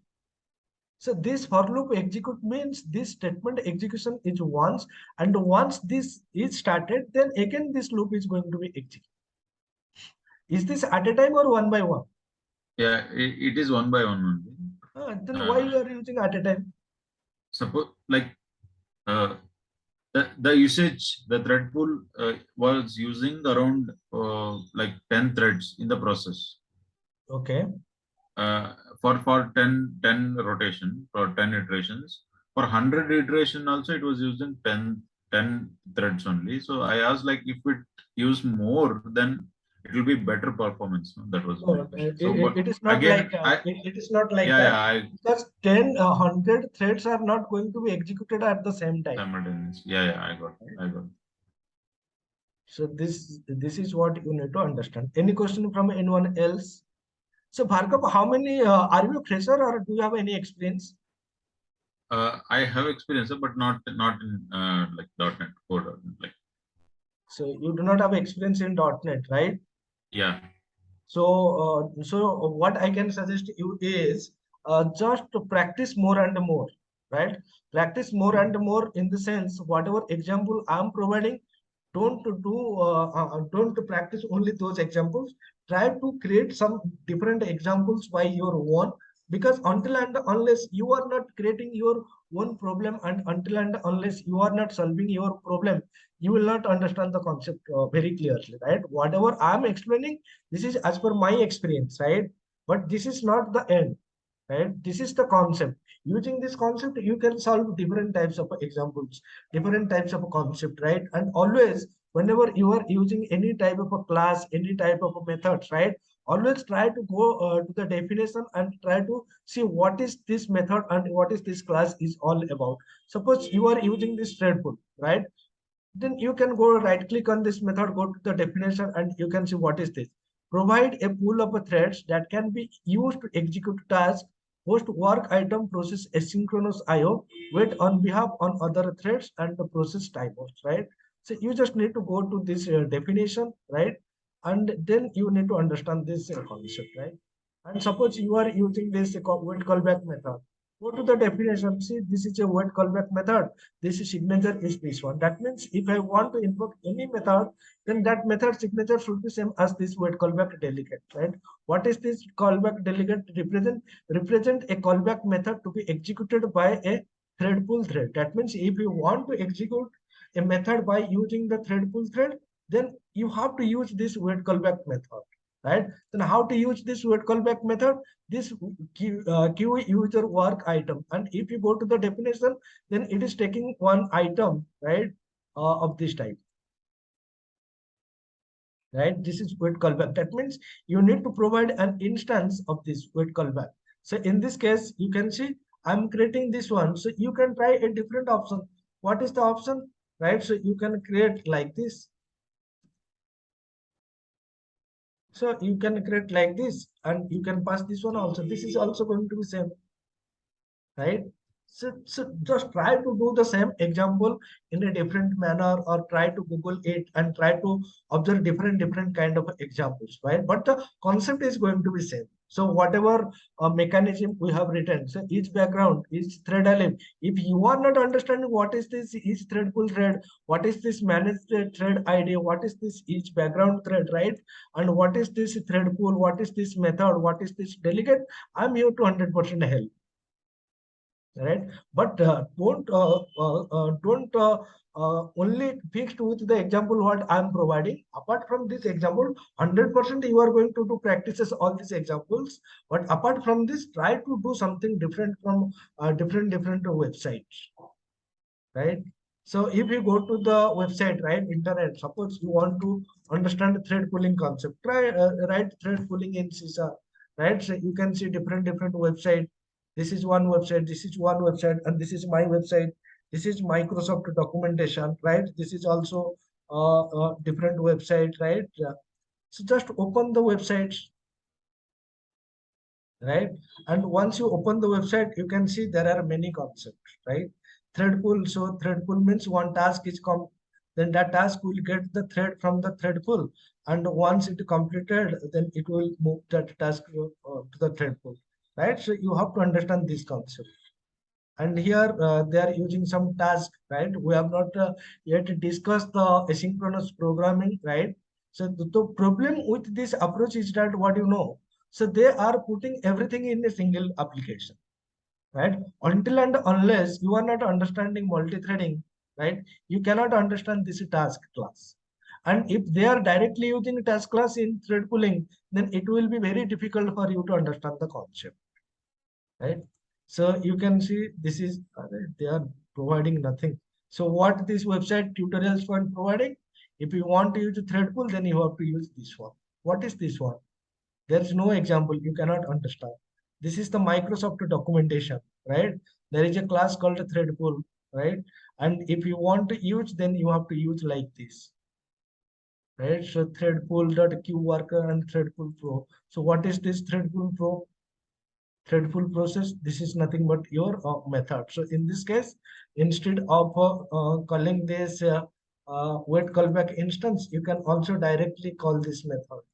And this is also acceptable. And why it is acceptable, we have already discussed, because it is accepting one delegate whose signature should be same as this wait callback uh, now a delegate whose signature is wait callback. So you can directly pass one method whose signature is same as this wait callback, and it is also going to work. And we have already discussed this thing in our delegate concept, right? So we need to go in a proper sequence. So if you understand this concept, then you can easily understand this concept, right?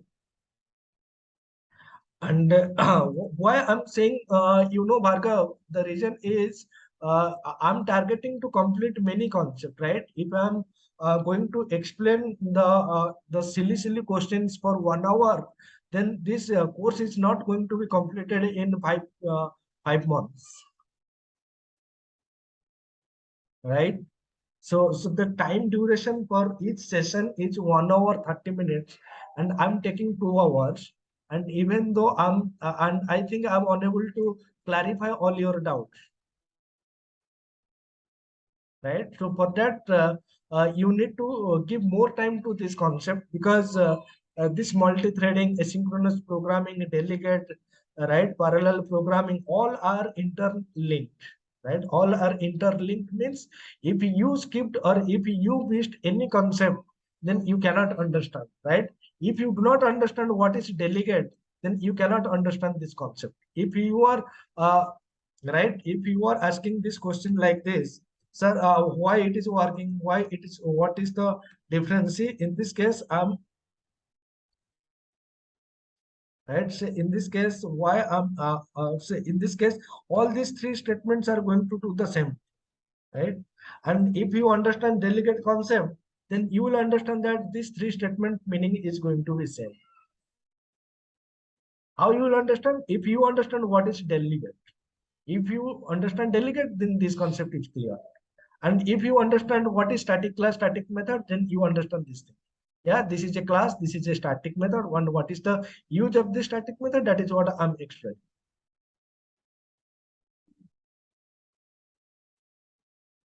right? So it's better, because see, 1 hour 30 minutes is the session duration, right? And so Obnis is saying you are right, more time is wasting in solving trivial questions, right? Because these are the silly questions, and here we are not learning the basic concept, right? We are learning the advanced concept. Advanced concept means what? Your basic concept should be clear. Why? Because we are trying to cover more and more things, right? We have already in the middle in the sense we have almost completed 3 months, but even 30% of the syllabus is not yet completed. We are in chapter 6 and we have to complete 24 chapters, right? So more and more concepts are there. And if we want to give more time on this type of a doubt clearing session, then in 1 year also this course is not going to be completed,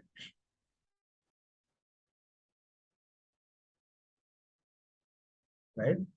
So, so first of all, you just try to learn by your own, right? Whatever I'm explaining, try to learn, right? Still, if you are doubt, then after end of the session, right? The session is going to be end by 8:30 or 9. Then we can take some extra time and we can clarify your doubt. Because and in between the session, if I'm explaining 30 minutes to your doubt only, then other people will get boring only. Am I right, guys?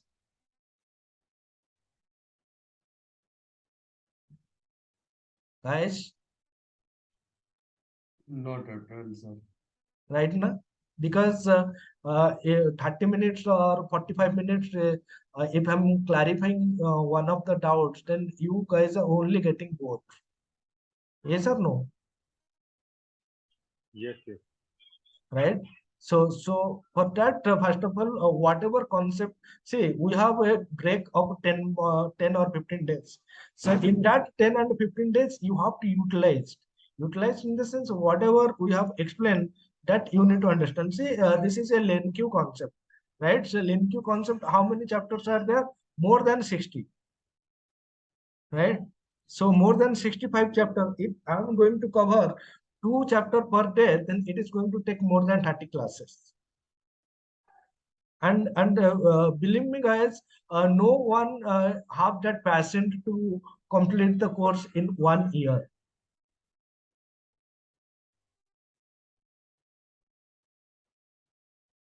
Right? So try to give some more time, right? If still, why? Because I don't want to waste any other time, right? So we need to cover more and more things so that you only get the benefit. So I'm not going to lose anything, right? If I'm explaining the concept, whatever question you are asking, if I'm explaining for 1 hour, 2 hour, I'm not going to lose anything. You at the end, you only going to lose. Why?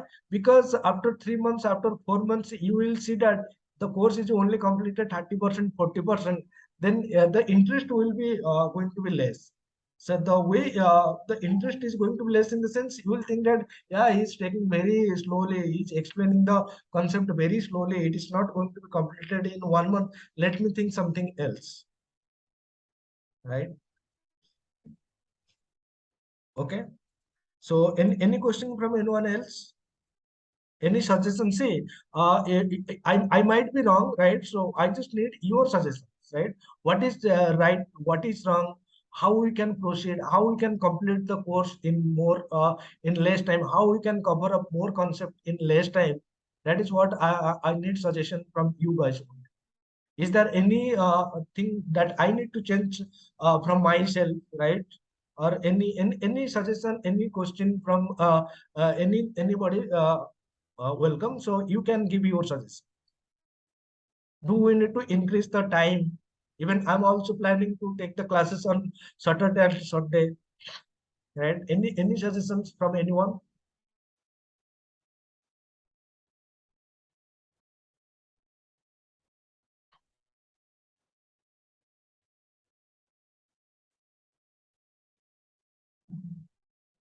Guys, any suggestion from anyone? How we can do this session better?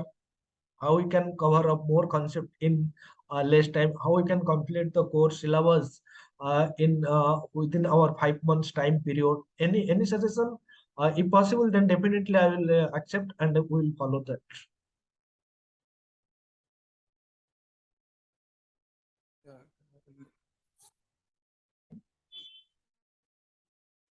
Sorry,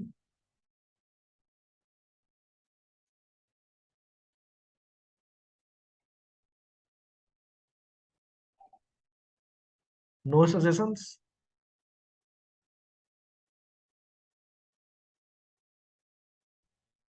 Sir, you are going in right direction. No, So no. we have no problem. I'm going in the right direction. That is fine. But the way we are proceeding, right? Do you think that in 5 months time period, the course is going to be completed?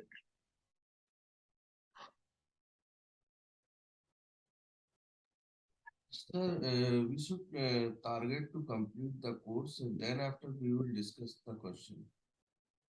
No, no, that is not the right approach. Suppose why I'm saying, because I'm explaining the concept, right? If you are not understanding the concept, Sir, then explaining is a different thing and asking the question is a different thing.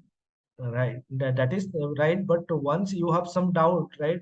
And if you are not clearing the doubt, then Uh, you cannot sir, understand the next concept. here is nobody is a kid. Everybody is understand our responsibility very well. Right? So what I can suggest is you guys are doing the practices or not?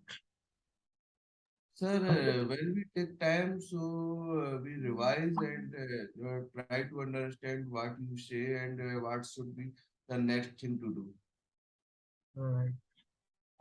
Sir any suggestion और किसी का कुछ suggestion है तो आप बोल सकते हैं, हिंदी में भी बोल सकते हो.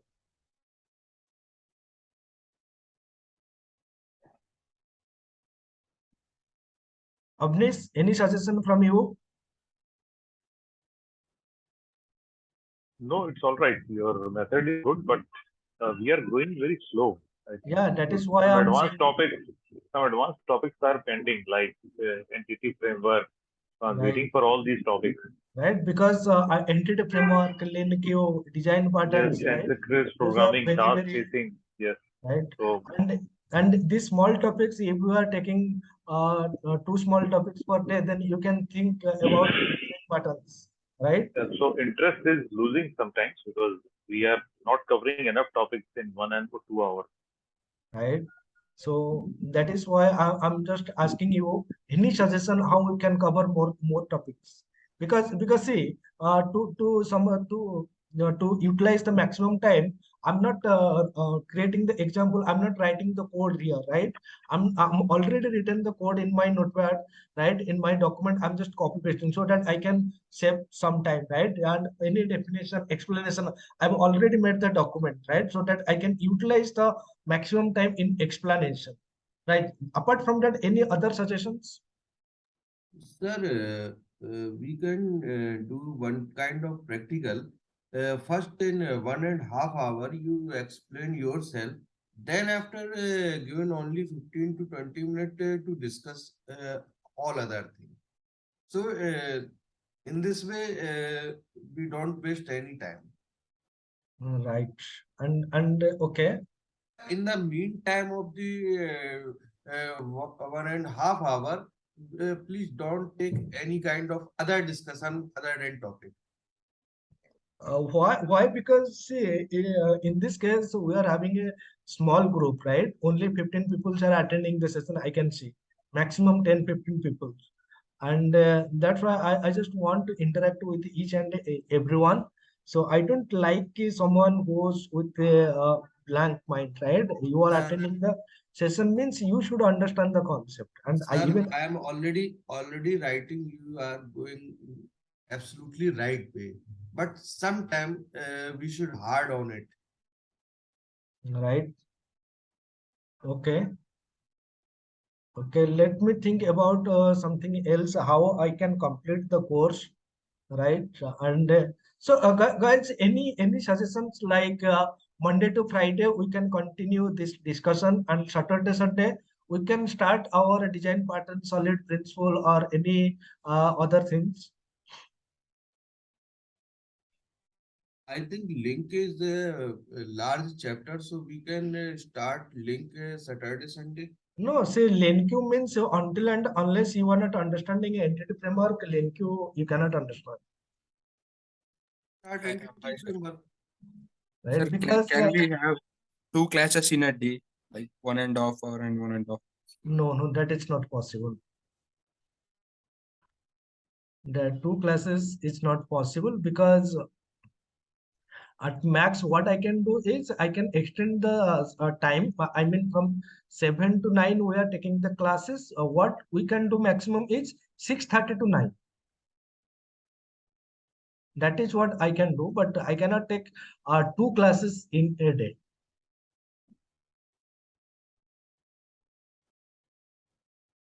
All right. This might be a solution, but longer time is maybe some problem to others. See why I'm saying to 6:30. So because from the 6:30, if we start by 8 or 8:30, we can complete our task, right? By 8 or 1 hour, 1 hour 30 minutes, we can complete the discussion. Then any question they can ask. So that by 9 our class is going to be completed. If Yeah, any, yeah, yes. right? This way So is right. right, because why I'm not extending from 9 to 9:30 is because few people are having office work, right? They can go to their office, right? Even I have to prepare by myself for my office work, right? But before 30 minutes I can start, and I can cover up as many things as possible, and the last 30 minutes we can take for the question answers. Having question in the right direction is the correct thing. But if we are not in right direction, so what is the meaning of that kind of questions? Hmm. Because even see some of the concept are very important, right? I'm going to cover all the concept, right? Because if you look at this syllabus, So multi-threading is important, reflection is important, file handling is important, collection framework is very, very important, asynchronous programming is important, parallel programming is important, automapper is important. These are not that important, right? But ADO.NET is important. This is not that important from the development point of view, but you want to become an architect, then this is very important, because as a developer, we are not going to do these things, right? C#7, these new features are not that important, right? But this entity framework is very important. LeanQ is very important, right? And then this solid principle, it is very important. Design pattern, I think it is the most important things. But to understand design patterns, you should have basic knowledge of, not basic knowledge, in-depth knowledge of OOPS concept, collection framework, and multi-threading concepts. Right? Sir, I think you could understand the better what to left this time and what to start. So I'm not going to left anything, right? I'm going to cover all the concept. But the thing is that No, it is going I mean not left mean to arranging start first to last. What yeah, so that is what I'm planning. See, those concepts which are not that important. Important means these new features, right? These new features are not that important, right? But so I can skip this new feature to the end, right? After completing this design pattern solid principle, then I can cover up the new features, right? But the thing is that these things are going to take time, right? These design patterns, the solid principle, LeanQ, entity framework, these are the things which will take time. So in this case, I have shown you database first approach and code first approach. It is at least going to take 2 weeks. So on Saturday and Sunday, you can start design principles. Okay, so Saturday, Sunday, yeah. So let's do one thing. By the next weekend, right? By the next weekend, this concept is going to be completed. By the next weekend, this multi-threading will be completed. After multi-threading, then I'm not going to start reflection, file handling. After multi-threading, I will start collection framework, right? And after collection, asynchronous programming and parallel programming, I will come to this reflection and file handling. And in the weekend, from the next weekend, I'm going to start solid principle, right? So solid principle and the design patterns, right? So this solid principle and Sir, design patterns, because sir, sorry, I yeah. have another a simple solution. Could you please provide us the document before the class so we can study before one day. Then when you explain, so it will take less time. See, that what I can do, but yeah, that is what I can do. So I have to prepare the document, and I will share the document. But the thing is that many people are there who are once got the document, they are not interested for the class.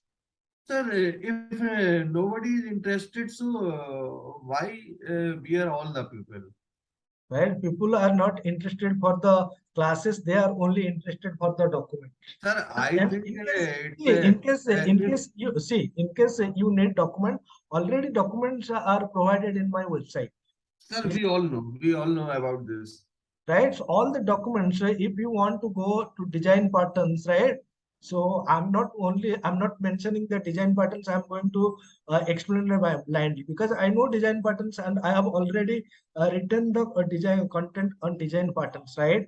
So you can say this is structural, creational, behavioral design pattern, dependency injection, repository design pattern, IOC inversion control, right? So all these things I have already written. So in case if you need documents, you can simply go to the website and get the document.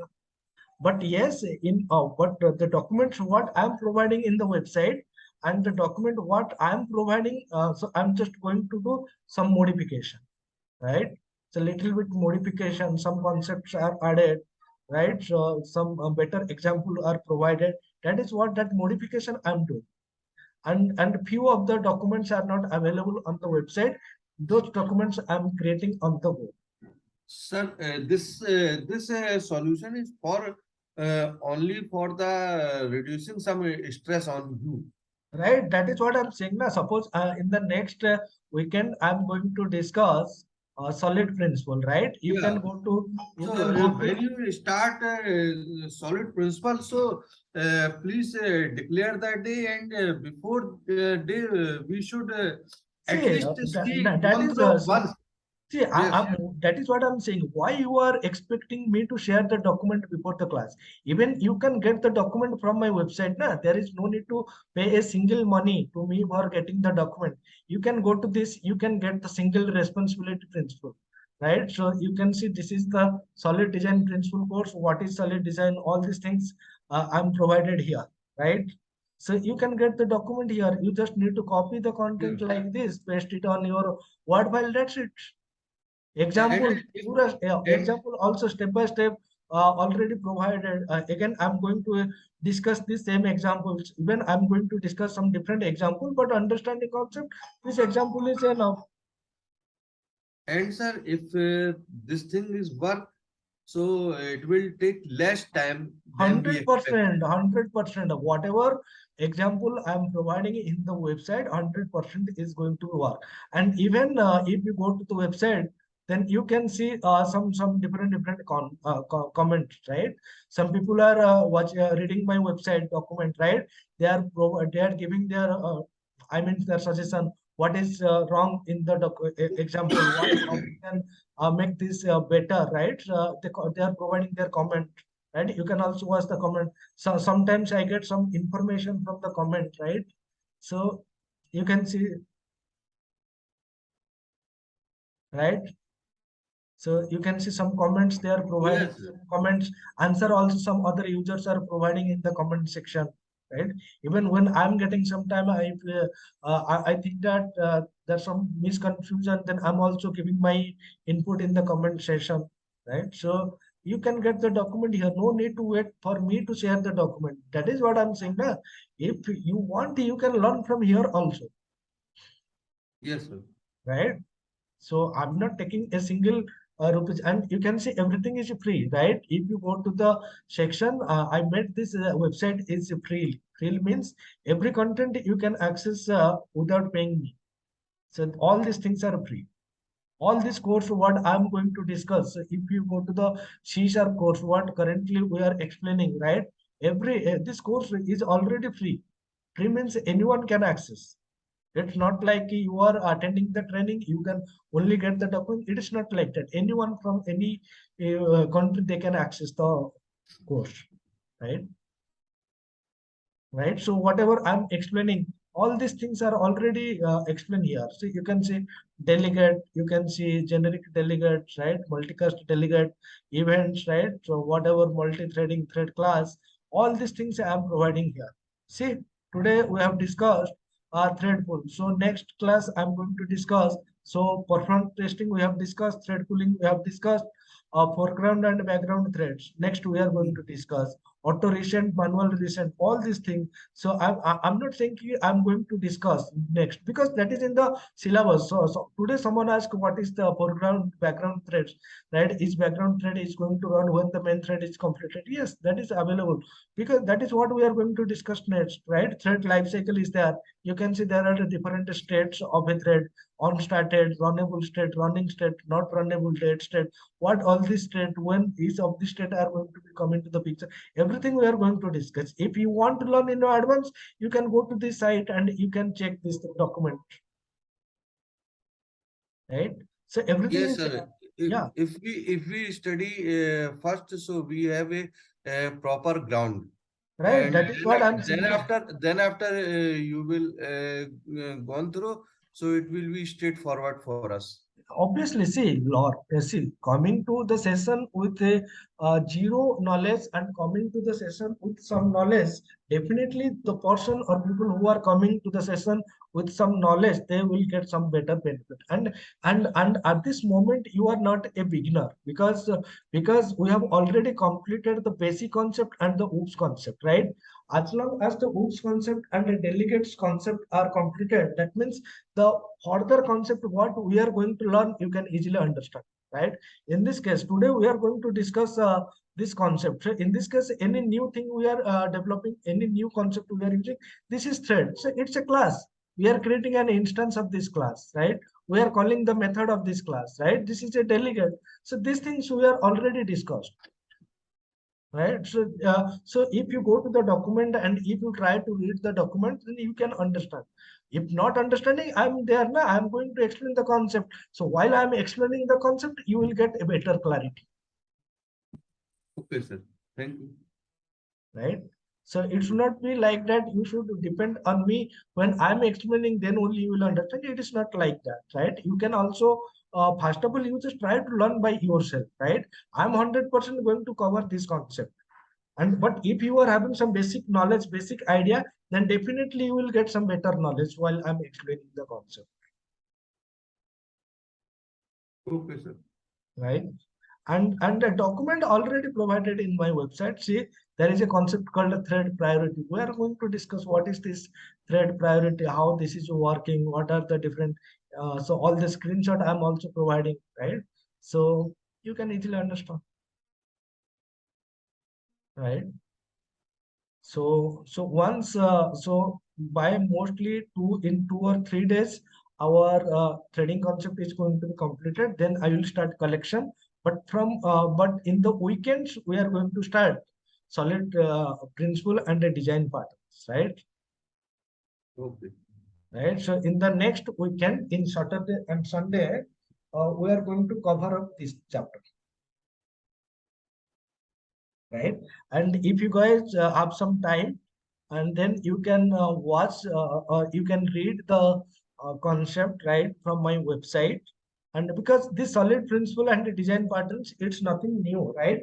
How strong you are in OOPS concept, that basically decide how easily you are going to understand this design patterns and principles.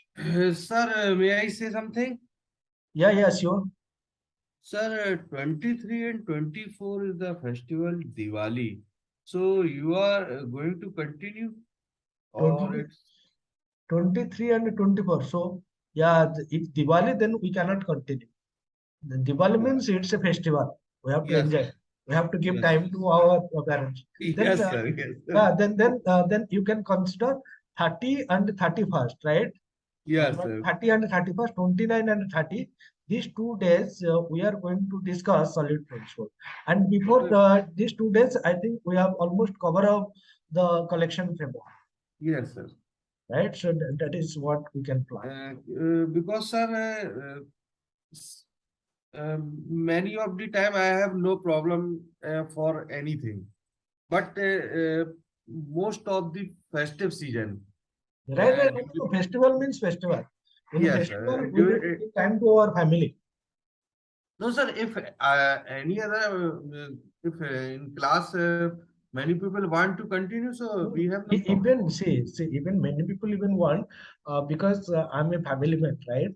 I have to give to time to my kids, my family, right? We need to celebrate, right? In the celebration time, we do not want to give pressure on anyone, right? Even companies are giving holidays, right? Companies are allowing you to go and spend time with your near and dear ones. Then why we are going to take the classes? Yes, sir. We Yes, have sir. classes. We see, even if we are dealing, if we are going behind the scene, let's go in that way only. But in holidays, in festive session, we should not have any class, Yes, sir. right? Okay. Okay. In any or suggestion from anyone? Shagar, Suvarna, Fazil, Chamanti, any suggestion from anyone? No, sir. Nothing. No, sir, it's going good. Yeah. Okay. But after 9, it's No, this is better. this is the reason why I'm saying now the class is going to, from tomorrow onwards, the class is going to start from 6:30. Okay, Okay, sir. sir. right? We 6:30 is cannot, fine. yeah, Yes. 6:30, and we cannot extend the class beyond 9, right? Today is a holiday, so I can take the classes up to 9:40 because even I have to start my work by 10, right? So I cannot extend the class beyond 9 because you guys are also going to your office doing some other tasks. So we can start as early as possible, but we cannot extend the class.